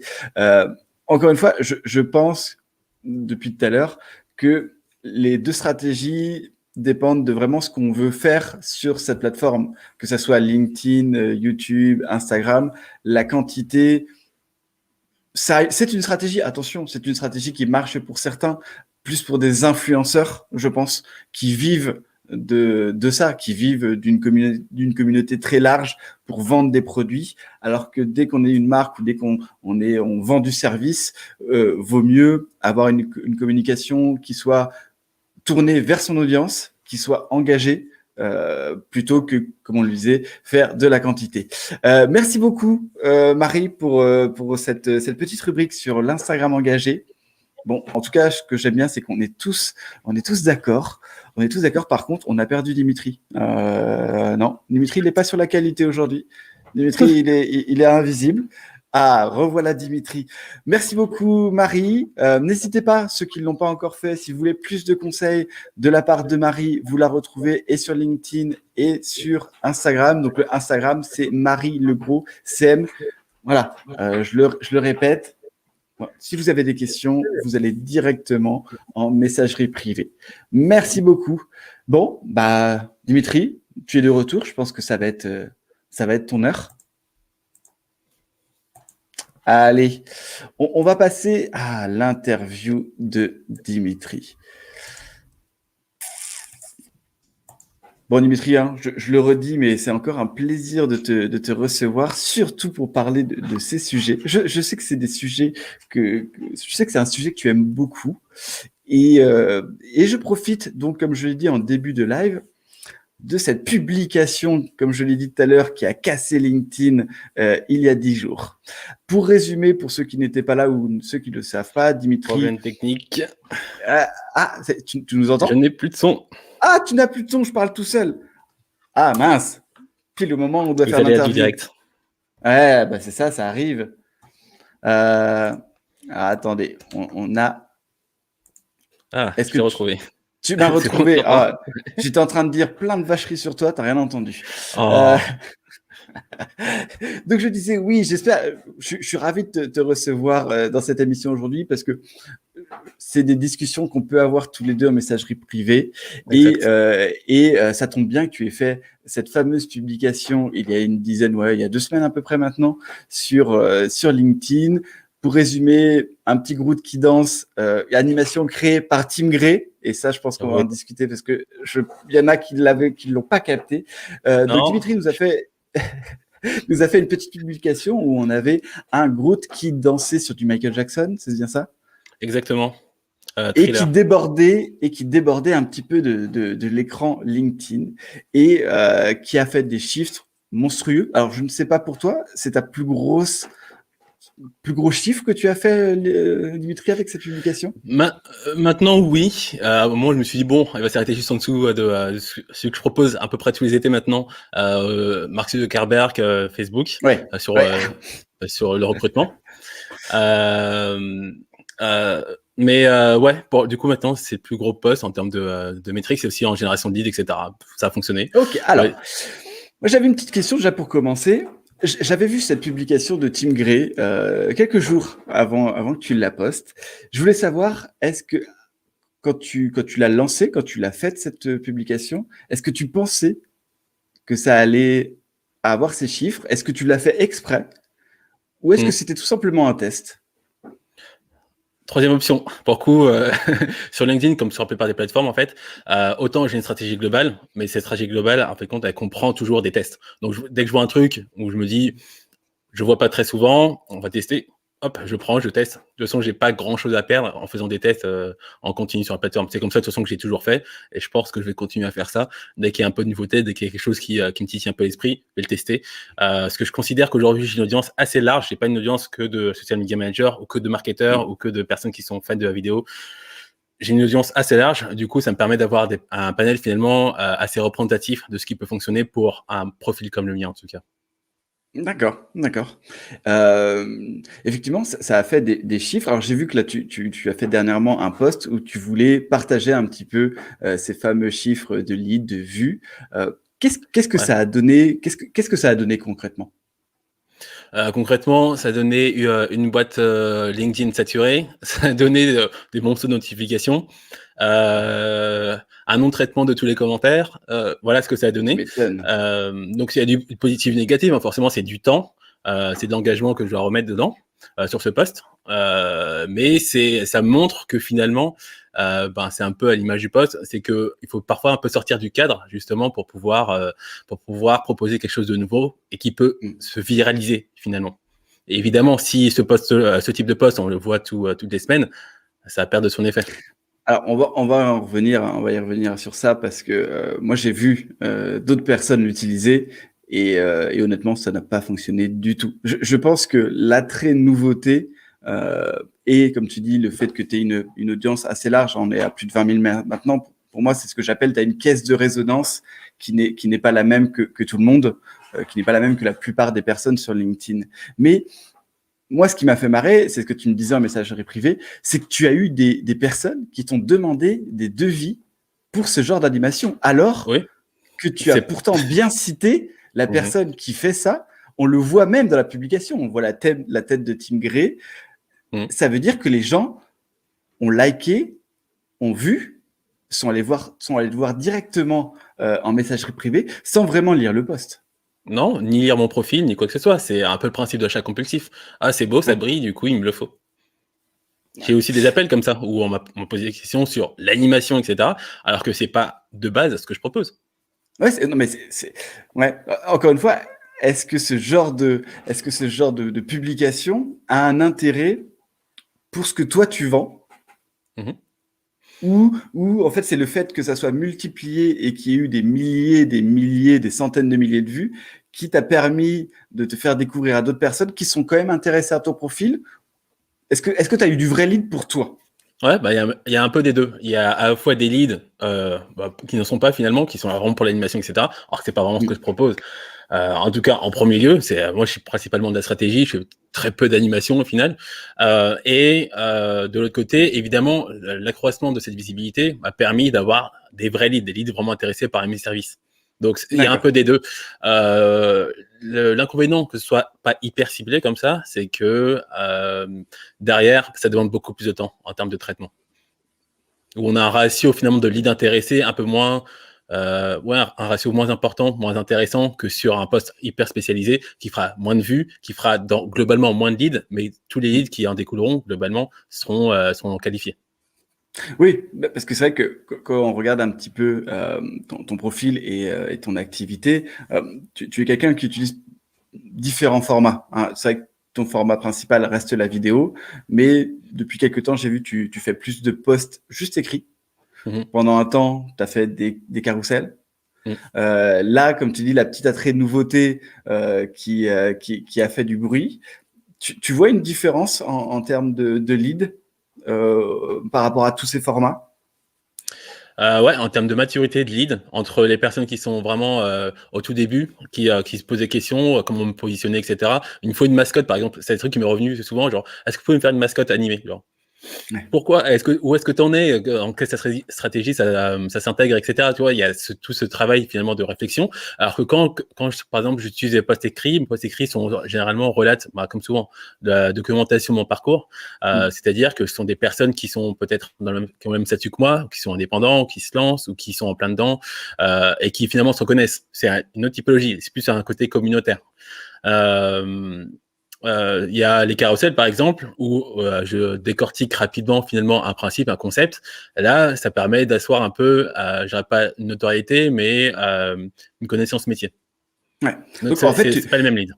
Tu pratiques la différenciation des formats pour ne pas parler aux mêmes personnes. Oui, et finalement, c'est fait au fur et à mesure, c'est segmenté comme ça, simplement parce que je suis plus à l'aise, au niveau de l'écriture, je suis plus à l'aise concernant la documentation de mon parcours. En carrousel, pour moi, ça se prête très bien à, justement, vu que c'est des carrousels à décomposition de certaines choses, et en vidéo, un rapport plus direct à une audience, par exemple. Ouais. Juste comme ça fait combien de temps aujourd'hui que tu es sur LinkedIn? Ah, on a reperdu Ah, Dimitri. Ah, on a perdu l'image. je crois que la caméra fait des siennes. Ah, Dimitri, spécialiste de la vidéo. En plus, regarde, il y a Agnès qui dit que tes vidéos sont agréables. Eh ben oui, mais tu vois, même Agnès, même les plus grands ont du mal avec leur caméra des fois. Ouais. J'aurais dû utiliser l'autre. J'ai pris la Bon, bonne caméra, j'ai dû prendre l'autre.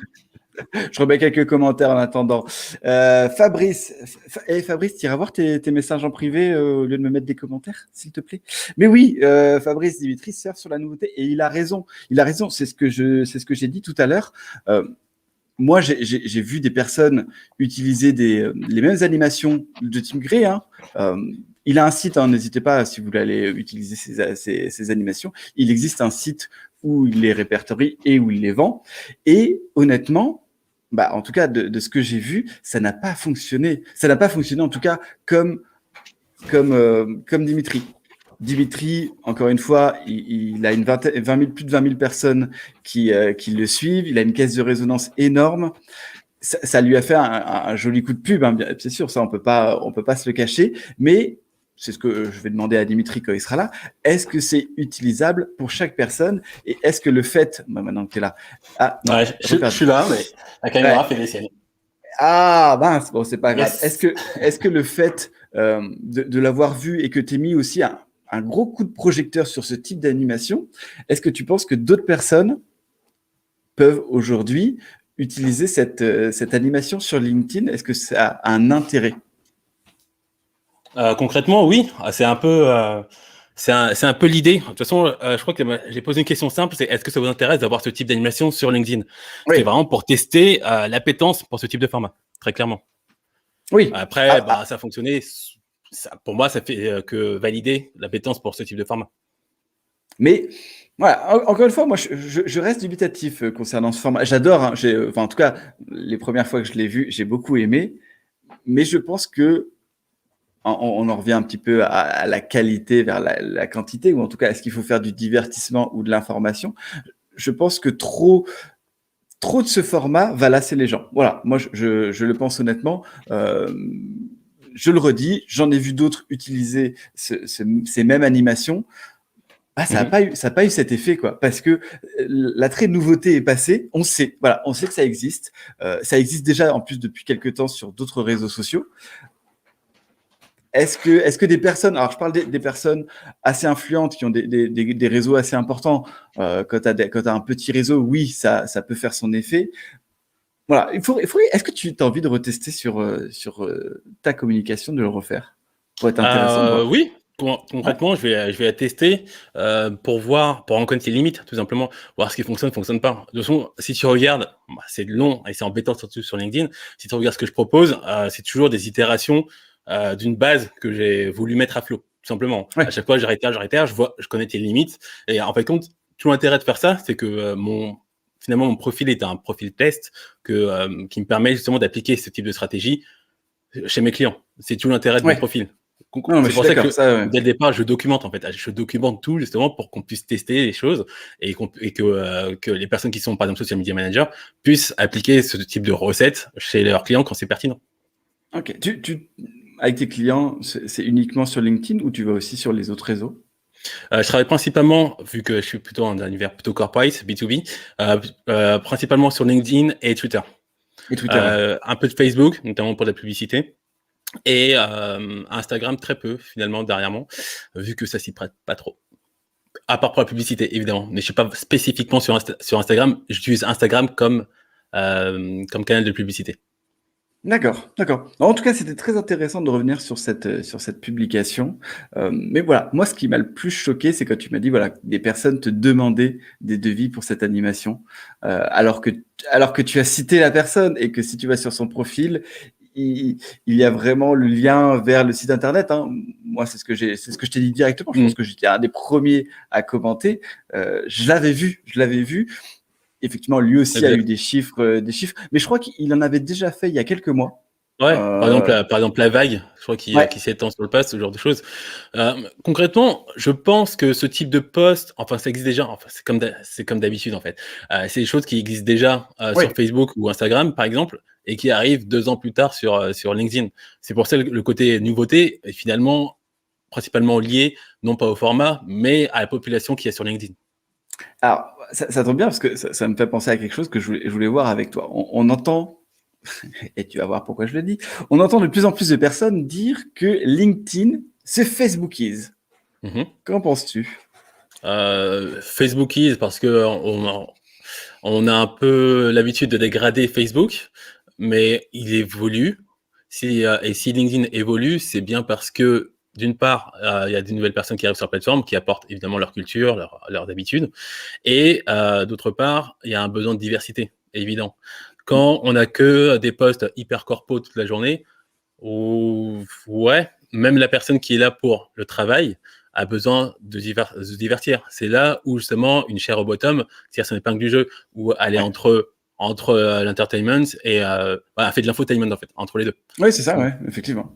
Non, mais je suis d'accord avec moi. Moi, quand on me pose cette question, je réponds souvent qu'en fait, c'est pas LinkedIn qui se Facebookise, c'est les gens qui décident de ce qu'ils veulent voir sur LinkedIn. Oui, tout à fait. C'est comme le fait d'avoir un fil d'actualité plus ou moins en correspondance avec ses habitudes de consommation. C'est en fonction de ce qu'on consomme réellement, en fait. Ouais, non, je suis bien d'accord. Bon, ta caméra veut vraiment pas aujourd'hui. Non, mais je suis. Je vais laisser, non. Non, mais c'est pas grave. On va terminer juste avec l'audio. Non, bah, ça arrive. Hein. Mais effectivement, hein, pour ceux qui se posent la question, est-ce que LinkedIn se Facebookise? Non, c'est juste que, comme la plupart des choses sur Internet et donc LinkedIn vous montrent ce que vous voulez voir. Si personne ne likait les vidéos, les petites animations de Dimitri, bah, les gens les utiliseraient moins. Si personne n'avait double-cliqué sur l'arbre pour que tombent les feuilles, on en aurait moins vu. Voilà. Encore une fois, c'est du marketing de base, c'est mettre en adéquation le besoin et l'offre, tout simplement. Tu offres quelque chose et que ça match, oui.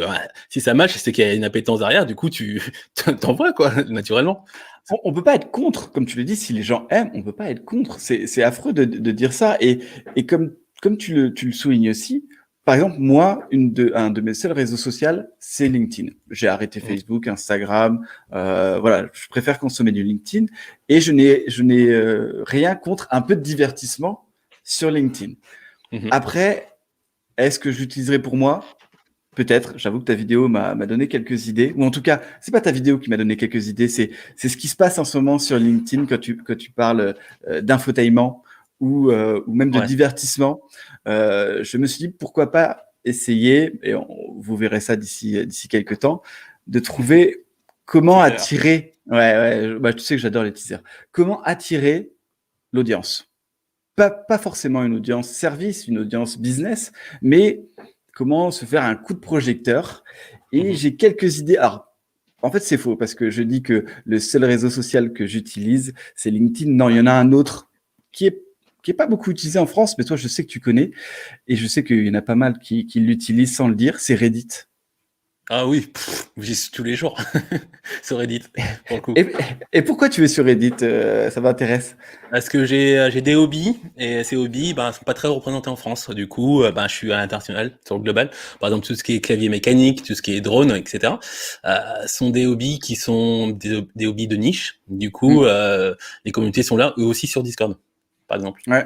Oui, sur Discord, effectivement, c'est un autre réseau social qui s'est pas mal développé ces dernières années. C'est vrai que moi, j'y suis pour la partie, plus pour la partie gaming. Mais c'est vrai que souvent, ça me fait marrer de voir des petites animations, des petits gifs passer sur LinkedIn. Et en fait, ils sont pompés totalement sur Reddit. C'est la Reddit. Ah ouais, non, mais Reddit, vous en faites voilà. Hein, si un jour vous voulez vous balader sur Reddit, vous pouvez passer des heures à regarder des petites vidéos ou des petites animations qu'on trouve et qui font en plus pas mal de vues sur LinkedIn. On retrouve la même dynamique avec TikTok aujourd'hui aussi. Alors, TikTok, je me suis posé la question. Je sais pas si toi, tu t'es posé la question, comme tu fais de la vidéo, est-ce que TikTok t'intéresse? Non, pas du tout. C'est pour ça que concrètement, j'y ai pensé.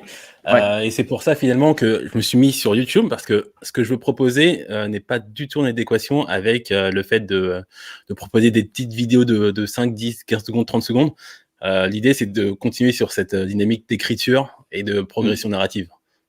Ok. Alors, j'avoue que je m'y suis posé la question. Je me suis même plus ou moins formé. Formé est un grand mot, mais je suis allé voir un petit peu les codes, voir les formats qui fonctionnent. Et, et c'est vrai que j'aime le format court. J'aime le format court sur LinkedIn. Donc, je me suis dit que ça pourrait s'adapter sur TikTok. Et les chiffres montrent que TikTok n'est pas fait que pour les adolescents. Il y a de plus en plus on peut faire de plus en plus de business dessus.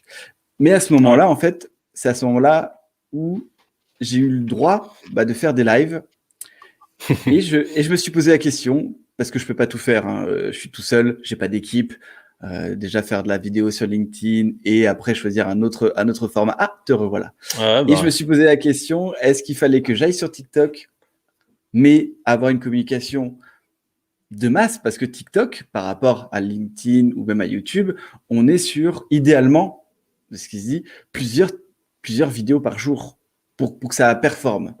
hmm. Et je me suis dit que c'était pas en adéquation avec qui j'étais et avec ma vie professionnelle qui, comme je le rappelle, est beaucoup liée aussi à ma vie personnelle et surtout Ouais. familiale. Et je me suis dit que voilà, une des choses que je préférais, c'était discuter, c'était parler et être authentique et sans forcément faire de trop de montage ou de danse.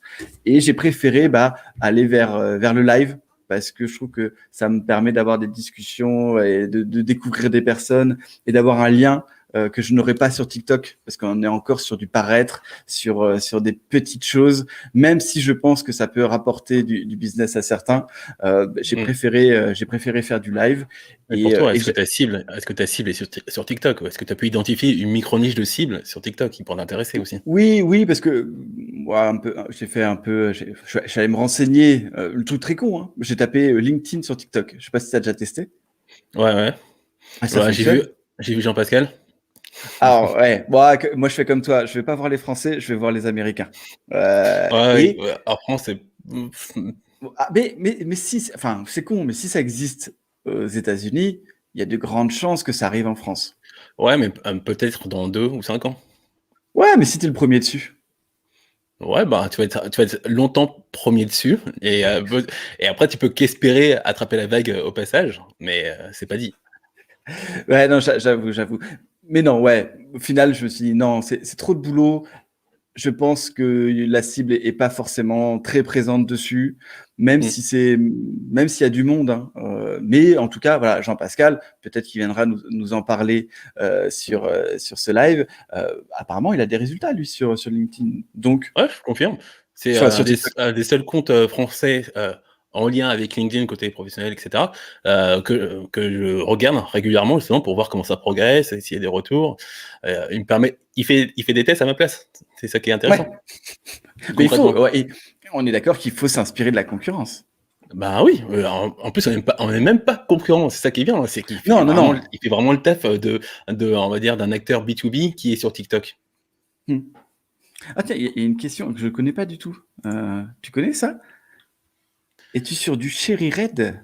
Les claviers mécaniques sont les Switch. Ah, d'accord. Ah oui, c'est des discussions de geeks, Jérôme, là. Ouais. Non, moi je suis pas sur du Cherry Red, je suis même pas sur, chez Cherry.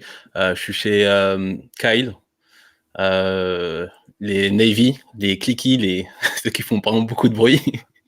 C'est une horreur, c'est une horreur pour ma copine, hein, concrètement, mais vu que je tape vraiment toute la journée, c'est un Ouais. plaisir, c'est très confortable. Ouais. Ok, c'est Ouais. vrai que moi, c'est quelque chose c'est pas une question que je me pose, mais je serais ravi d'en discuter et que tu m'en dises un peu plus sur ces fameux Ça va claviers. durer longtemps, ça va durer très, très longtemps. Truc de hobbyiste, c'est très, très long. Bon, il est déjà 13h21, je parle, il va falloir que je cadre mieux ce live. Avant de nous quitter, Dimitri, j'ai quelques petites questions pour terminer cette interview. Encore une fois, je te remercie.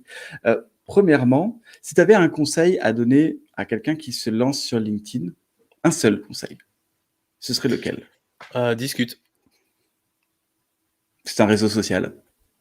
Simple. Donc, Discute. discute. Avant de passer à chercher vraiment du client, aller dans les emails, etc. Discute.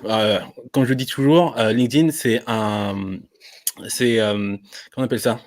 C'est un salon de réseautage 24/24, 7/7. C'est vraiment LinkedIn aujourd'hui. C'est vraiment un salon de réseautage. Donc, tu arrives, tu trouves des personnes, tu discutes avec une ou deux personnes qui vont t'intégrer dans un ou deux autres groupes et puis tu grossis au fur et à mesure. Donc, commentaires constructifs, évidemment, pas un super le post.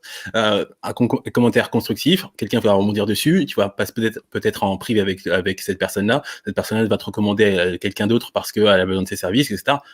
De façon très organique, en fait, comme ça se passe dans la vraie vie, tout simplement. Non, je suis tout à fait d'accord. C'est ce que je dis aussi à mes clients.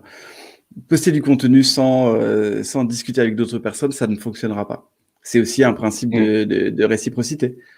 Sauf si, évidemment, si par exemple on est designer ou ce genre de choses, où notre cœur de métier est basé finalement sur le contenu. Dans quel cas tu peux émerger directement par au-dessus avec le contenu qui te permet ensuite d'avoir des discussions, etc.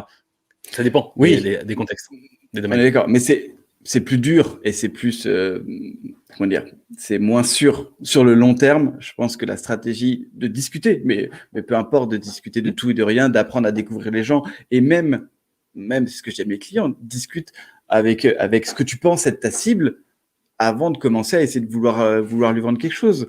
Et tu penses souvent la connaître. En fait, non, tu te trompes. Il y a qu'elle qui se connaît bien. Il y a qu'elle qui connaît ses problèmes. Donc, discute. OK, bah moi, je prends. Vincent nous dit comme dans la vraie vie. Mais on est bien d'accord, Vincent. C'est vraiment basique. Hein. C'est comme pour beaucoup de choses, finalement. Comment être en bonne santé, ce genre de choses. Bien dormir, bien boire, bien manger. Basique, en fait. Des choses basiques, mais il faut simplement les faire. C'est pas les trucs les plus glamour. Mais en les faisant de façon récurrente, bah, ça donne des résultats. Mais pas le lendemain, sur le long terme. Non, je suis d'accord. Je suis d'accord. Ok. Deuxième question, Dimitri.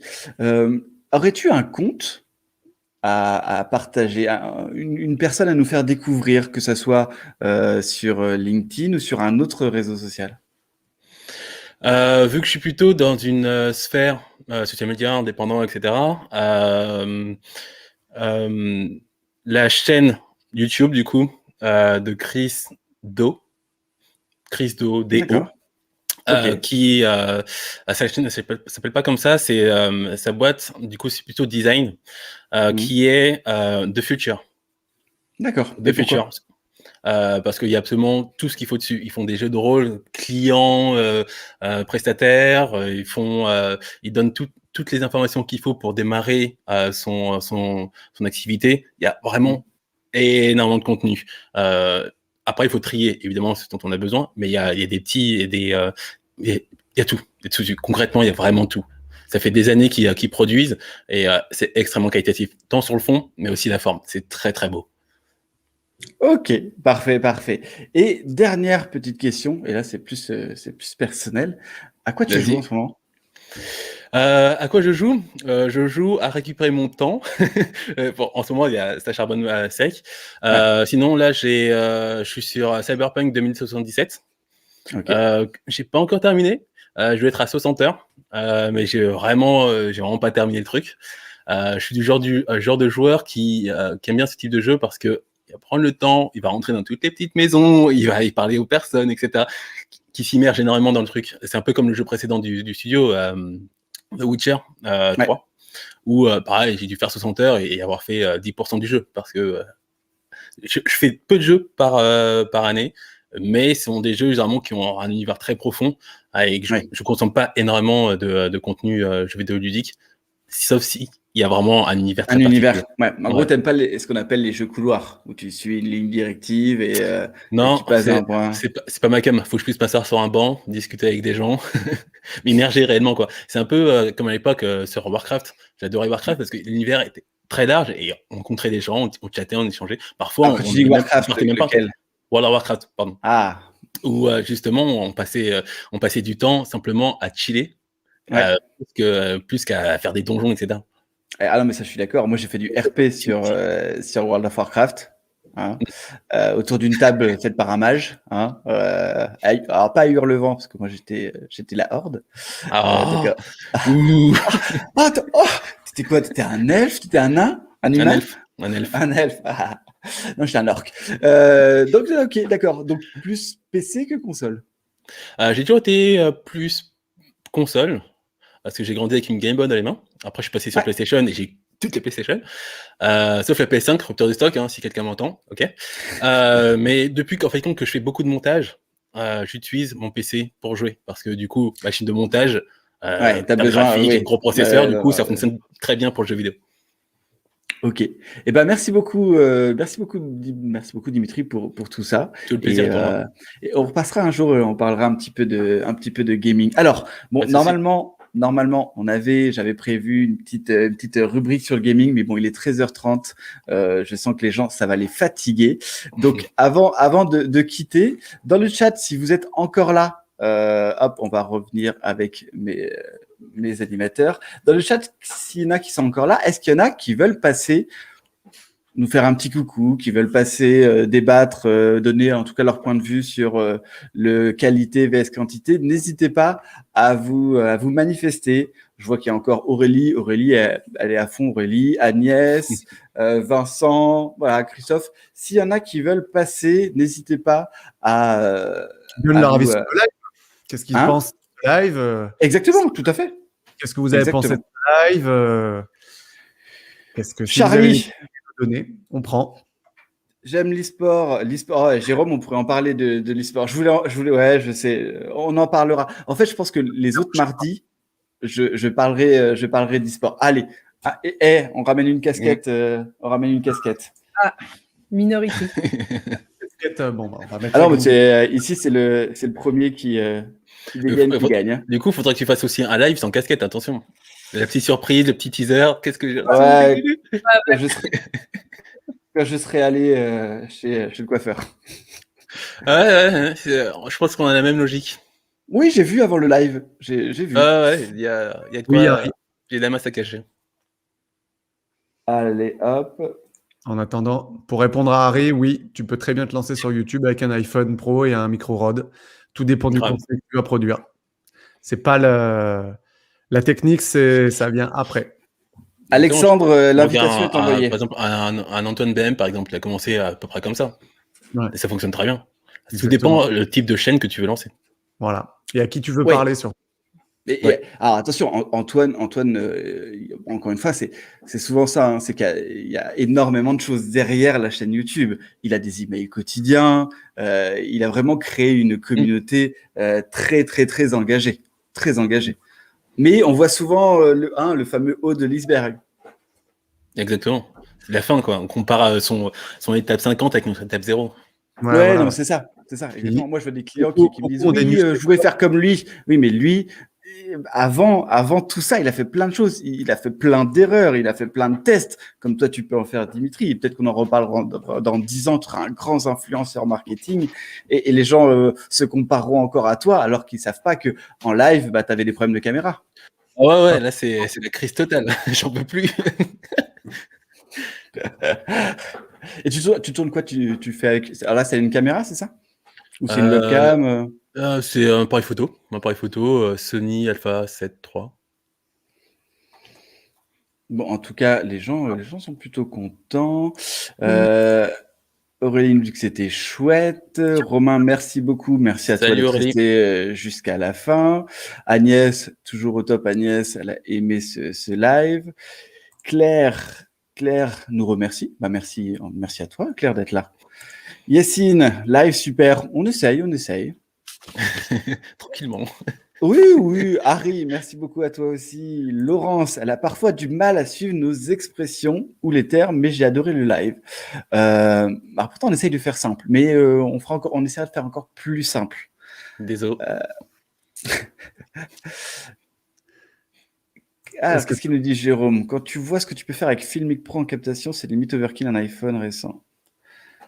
Oui, effectivement, il y a des. Alors, si vous voulez, moi, je fais tout au téléphone. Hein. Enfin, tout. Non, pas le montage. J'ai encore du mal à faire du montage que au téléphone.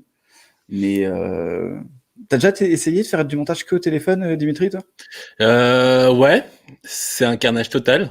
Tout ce qui est effet, tout ce qui est colorimétrie, bref, c'est un carnage.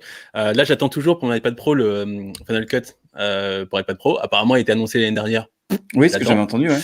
voir si c'est vraiment viable, et surtout pour voir avec la puce justement des iPad Pro comment ça se passe. Mais moi, je suis très bien avec mon bon PC de montage, bien comme il faut sur Final Cut.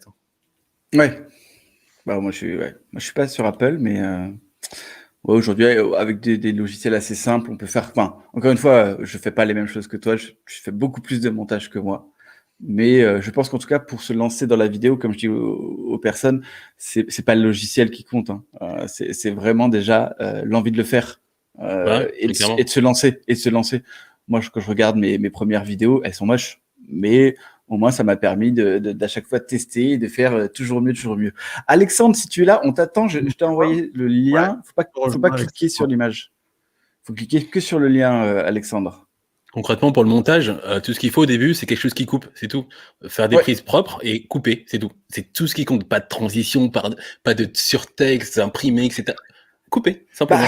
Simple. Je pense qu'on est un peu d'accord, Dimitri. Plus t'en mets, c'est plus t'as des choses à cacher et plus c'est lourd, en fait. Ah C'est ouais. C'est comme avec les PowerPoint à l'époque. Souvenez-vous, les PowerPoint, vous mettez plein de Les transitions, tous les effets. d'effets lourds. Non, revenez aux choses simples, basiques, efficaces. La simplicité, c'est ce qui est le plus dur à obtenir. Hein, donc, Sur téléphone, il y a une super application que moi j'utilise parce que je fais pas beaucoup de montage, c'est Slideshow. Et ça permet de couper, de faire des. Voilà, sans forcément rajouter des choses, mais rien que de couper, des fois, ça peut être utile. Ah, je crois qu'Alexandre, il n'y arrive pas. Ah. Je suis là. Mais il n'est pas là. Je suis là, mais je ne suis pas là. Attends, pourtant. Sinon, Alexandre, je mets. Allez, hop, je fais. T'inquiète, Charlie, hein, il y aura le replay de toute manière qui sera disponible hein, pour ceux effectivement qui sont arrivés en cours de route. Vous avez les replays sur la chaîne YouTube de Mathieu. Vous pouvez les voir aussi, effectivement, on a commencé à découper aussi les séquences. Donc, comme ça, vous pouvez retrouver l'interview de l'invité, vous pouvez retrouver la rubrique de Marie, vous pouvez aussi retrouver ma rubrique. Donc, n'hésitez pas à aller vous abonner à la chaîne YouTube de Mathieu pour cela. Effectivement. Et Dimitri, d'ailleurs, qui est une chaîne YouTube aussi. Allez, je fais le fou, là. J'ai commencé à avoir quelques vues derrière moi, j'ai fait ah, ça y est. Au bout d'un an, Il se passe un truc. il se passe un truc, ça bouge. C'est ça. Bah, c'est compliqué, hein, YouTube.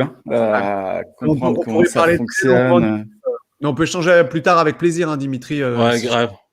Si je peux t'aider sur 2-3 trucs, tu vois, c'est un grand plaisir. Quoi. Alors, normalement, j'ai mis le lien. Mais pourquoi tu es tout seul, Alexandre? Ah, attends, j'ai partagé. Pourtant, j'ai partagé le bon, là. En fait, Alexandre, il est tout seul dans un autre live.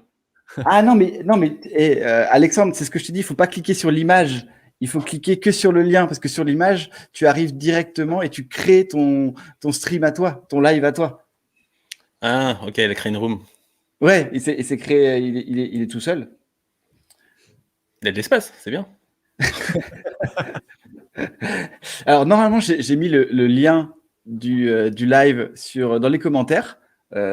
Allez-y, hein, rejoignez. Hein, le premier qui arrive, il peut. Hein. C'est quoi ta limite? 10, c'est ça? C'est 10, ça va. Et je suis pas obligé de tous les mettre à l'écran. C'est moi qui choisis. C'est mon live. C'est moi le patron ici. Ah, le voilà. J'ai mis le lien du... on a même l'écho, Alexandre. Ah, c'est bon, vous m'entendez là? Salut Alexandre, comment ça va? Salut Alexandre. Ça va bien, merci. Alors effectivement, moi j'étais en grosse galère là, donc ça prouve à quel point je ne suis pas forcément à l'aise. Bon, comment vas-tu? Ça fait plaisir de t'avoir écoute, ici. Ça roule, effectivement, je vois un peu avec un peu de décalage. Mais oui, ça roule, j'ai écouté, c'est la première fois que je suis le live pour être transparent avec vous. C'était vraiment sympa et je me suis dit que là, c'était bien ainsi d'étendre un peu cette équipe casquette. Donc, je pense avoir le monopole sur la casquette rouge, mais en fait, c'est pas le cas. Donc, je pense qu'on va peut-être avoir des soucis. Mais Bon, tu as apprécié ce que tu as entendu, Alexandre? Ouais, tout à fait. C'était intéressant. Alors, ce qui est marrant, en fait, c'est qu'effectivement, le débat quantité-qualité, c'est vrai que c'est en marketing. Tu l'as aussi en SEO. Ouais, c'est quelque chose qui revient énormément et notamment également en SEO. Vous avez notamment parlé de Gary Vee. Moi, c'est effectivement le genre d'influenceur également que j'aime bien suivre. et que voilà, qui est toujours intéressant. Après, je pense que c'est toujours difficile de s'inspirer de ce type d'influenceur-là parce qu'il a une équipe qui est tellement grosse derrière que, bien évidemment, quand on est indépendant et quand on commence, forcément, on n'a pas les mêmes moyens ni la même structure, en fait. Donc, bon, forcément, ça peut être un peu compliqué. Et en fait, pour moi, en tout cas, à titre personnel, sur le débat qualité-quantité, quand j'ai démarré avec mon agence, très clairement, je pense que c'est absolument infaisable, en fait, de faire de la quantité quand on commence, en fait. Donc, je pense qu'aujourd'hui, le web est tellement abreuvé, à mon sens en tout cas, d'un contenu qui est tellement foisonnant que la seule possibilité pour réussir à émerger dans un premier temps, en tout cas à mon sens, c'est vraiment en mettant le paquet sur la qualité. Et ensuite, à partir du moment où on commence à avoir un peu plus de visibilité, de revenus, etc., là, on s'entoure avec une équipe. Et ensuite, à partir du moment-là, on arrive à faire les deux. Parce qu'en fait, dans l'idéal, il faudrait réussir à faire les deux, bien évidemment. Oui. Et je pense que dans le SEO, tu as eu le même genre de débat avec les algorithmes de Google, par exemple. Est-ce qu'il faut écrire pour des robots ou est-ce qu'il faut écrire pour des humains? Alors effectivement, en fait, c'est marrant parce que ce débat-là, il est effectivement très ancien dans le domaine du SEO. Et effectivement, maintenant qu'il s'invite sur les réseaux sociaux, etc., les gens s'intéressent de plus en plus également sur le fonctionnement, par exemple, de l'algorithme de LinkedIn, etc. Et donc, effectivement, moi, je pense que de manière générale, quand on fait bien du SEO, il faut avant tout vraiment se concentrer sur les utilisateurs, en fait, sur les visiteurs. Parce que au final, Google, c'est simplement l'intermédiaire entre les deux personnes, au final, entre un créateur de contenu et quelqu'un qui va consommer le contenu. Et du coup, je pense que vraiment avoir en tête uniquement les algorithmes, finalement, on se retrouve avec du contenu qui ne sera pas forcément ultra qualitatif. Alors, il y a le débat, encore une fois, autour du qualitatif. Mais en tout cas, pour moi, un contenu qualitatif, c'est un contenu qui va être compréhensible auprès d'une audience. Et c'est vrai que, par exemple, quand on fait du SEO, on peut faire parfois beaucoup de quantité. Et donc, on va voir, par exemple, ce qu'on appelle de la bouillie de texte. Donc, du texte qui ne va absolument rien dire, mais qui va alimenter finalement le moteur de recherche. Et donc, du coup, par contre, l'expérience utilisateur est pas forcément bonne. Donc, pour moi, en tout cas, la qualité, c'est quelque chose qui est important, bien évidemment. Je pense que j'ai pas trop entendu le terme régularité, un peu par-ci, par-là, mais je pense que pour moi, c'est vraiment la clé, en fait, dans n'importe quel type de business. Je pense que pour moi, quand on est créateur d'entreprise, pas forcément besoin d'être intelligent, il faut être quelqu'un de régulier, de consistant, autrement dit en anglais. Essayer de maintenir un rythme. Et au final, alors vous avez parlé de YouTube. Moi, j'ai une chaîne sur YouTube qui est toute petite. Fais la promotion. Mais fais la promotion. Comment ? Allez, fais la promotion de ta chaîne YouTube. Tu es là pour ça. Ouais. Mais après, moi, je suis pas du tout d'ailleurs, je vais arriver. Il y a bientôt du gros matos vidéo qui va arriver chez moi. Là, j'ai tout commandé. Ça m'a coûté un bras. Mais l'objectif, c'est vraiment de monter en compétence sur YouTube parce que effectivement, c'est ultra puissant. Et bon, j'ai encore beaucoup de choses à apprendre dans le domaine. Mais c'est vrai que c'est difficile, de créer du contenu sur YouTube et essayer de vraiment avoir une audience, c'est pas facile. Ouais. Non. Ça prend du temps. Allez, n'hésitez pas à rejoindre les chaînes YouTube. Donc, Dimitri Ribal, Alexandre Marotel, Mathieu Germer, n'hésitez pas, ça nous aide. On va pas se cacher, ça fait du bien aussi d'avoir de plus en plus d'abonnés. Et j'ai déjà vu tes vidéos, on en a déjà parlé avec Alexandre. Et, continue, comme tu l'as dit, c'est la régularité qui va payer. De toute façon, en fait, moi, ce que j'ai fait, c'est qu'en fait, à partir du moment où j'ai lancé mon agence, je me suis dit, je vais essayer de tout filmer depuis le départ. Donc, ce qui fait qu'en fait, mes premières vidéos, clairement, c'est une sorte de boxon intersidéral, parce que forcément, quand tu es en mode création, tu vois, forcément, quand tu expliques à côté, c'est différent. Quand tu expliques, tu peux prendre un peu plus de recul. Alors que là, j'ai fait un truc qui était vraiment très opérationnel parfois. Et donc, j'ai des vidéos parfois qui pouvaient être très longues, plus d'1 heure, etc. Donc, je pense que je dois dégoûter la moitié de mon audience à ce moment-là. Mais bon, après, l'idée, c'est que je pense qu'avec ce contenu-là, par la suite, peut-être sans doute que je vais le saucissonner pour pouvoir faire du repurposing, peut-être sur différents types de formats. Et bon, bref, on verra. C'est quoi ta chaîne, ça s'appelle Tweno. Ah, d'accord.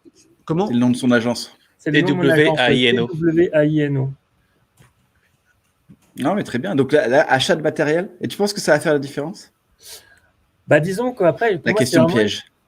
Non, je pense pas. Moi, j'ai commencé objectivement avec ma webcam. Donc, au niveau matos qui vaut absolument rien d'un point de vue vidéo, je pense que j'ai vraiment donné. Après, en fait, si tu veux, pour moi, c'est vraiment une question de fiabilité. Et c'est vrai que d'ailleurs, de manière générale, dans mon activité aujourd'hui, je préfère beaucoup plus un outil qui va être fiable à 100% plutôt qu'un truc qui va fonctionner, vraiment être efficace, mais que 80 ou 70% du temps, en fait. Donc, Oui. pour moi, voilà, la fiabilité au niveau du matos, par exemple, tu sais, j'en ai fait un peu des vidéos avec le téléphone. Et forcément, moi en plus, je ne retirais pas forcément Internet, etc. Donc, tu avais des appels clients, bref, tu as des SMS qui tombent. C'est une sorte de gros bazar. Bon, après, moi, je ne l'ai pas forcément fait correctement, sans doute. Mais bon, on peut faire des choses, je pense, avec le téléphone. Après, je pense que voilà, quand on peut avoir vraiment Merci Romain. voilà, le matériel pour, c'est mieux. Ouais. Et bah au top, mais en tout cas, c'est le plaisir d'être passé pour bien conclure tout ça. Donc bon, il est 13h42. Hein, je pense que moi j'ai faim, en tout cas je sais pas pour vous, mais moi j'ai faim. Moi j'ai profité pour manger, c'est pour ça en fait. Mais t'as bien fait. J'ai pas tout regardé à 100% parce qu'en fait à un moment donné, effectivement, c'était pile au moment où j'ai eu faim, donc du coup je me suis préparé à manger, donc il y a une petite partie que j'ai loupée dans votre live. Non, mais aucun souci. En tout cas, je voudrais remercier tous ceux qui étaient présents. Et en plus, moi j'aime bien parce que c'est souvent les mêmes qui reviennent entre les Fabrice, Agnès. Ouais, c'est ça. J'ai des viewers récurrents. J'aime bien. C'était là. On n'est pas beaucoup. Hein, on n'a pas des gros chiffres, mais j'aime bien avoir cette petite audience qui est là, qui nous soutient. Encore une fois, n'hésitez pas à nous envoyer vos retours. Cette émission, comme je l'ai déjà dit, c'est nous qui la faisons, mais on l'a fait pour vous. Donc, allez-y. Toute critique constructive est bonne à prendre. Merci beaucoup, en tout cas, Dimitri. Merci François. Merci Marie. Merci Alexandre, qui a eu le courage de venir, hein, parce qu'il y en a plein qui étaient dans le chat et personne n'est venu. Agnès, je compte sur toi pour passer un de ces jours. Merci. Je vous souhaite une bonne journée et je vous dis ciao et à la prochaine. Ciao. Merci. Salut.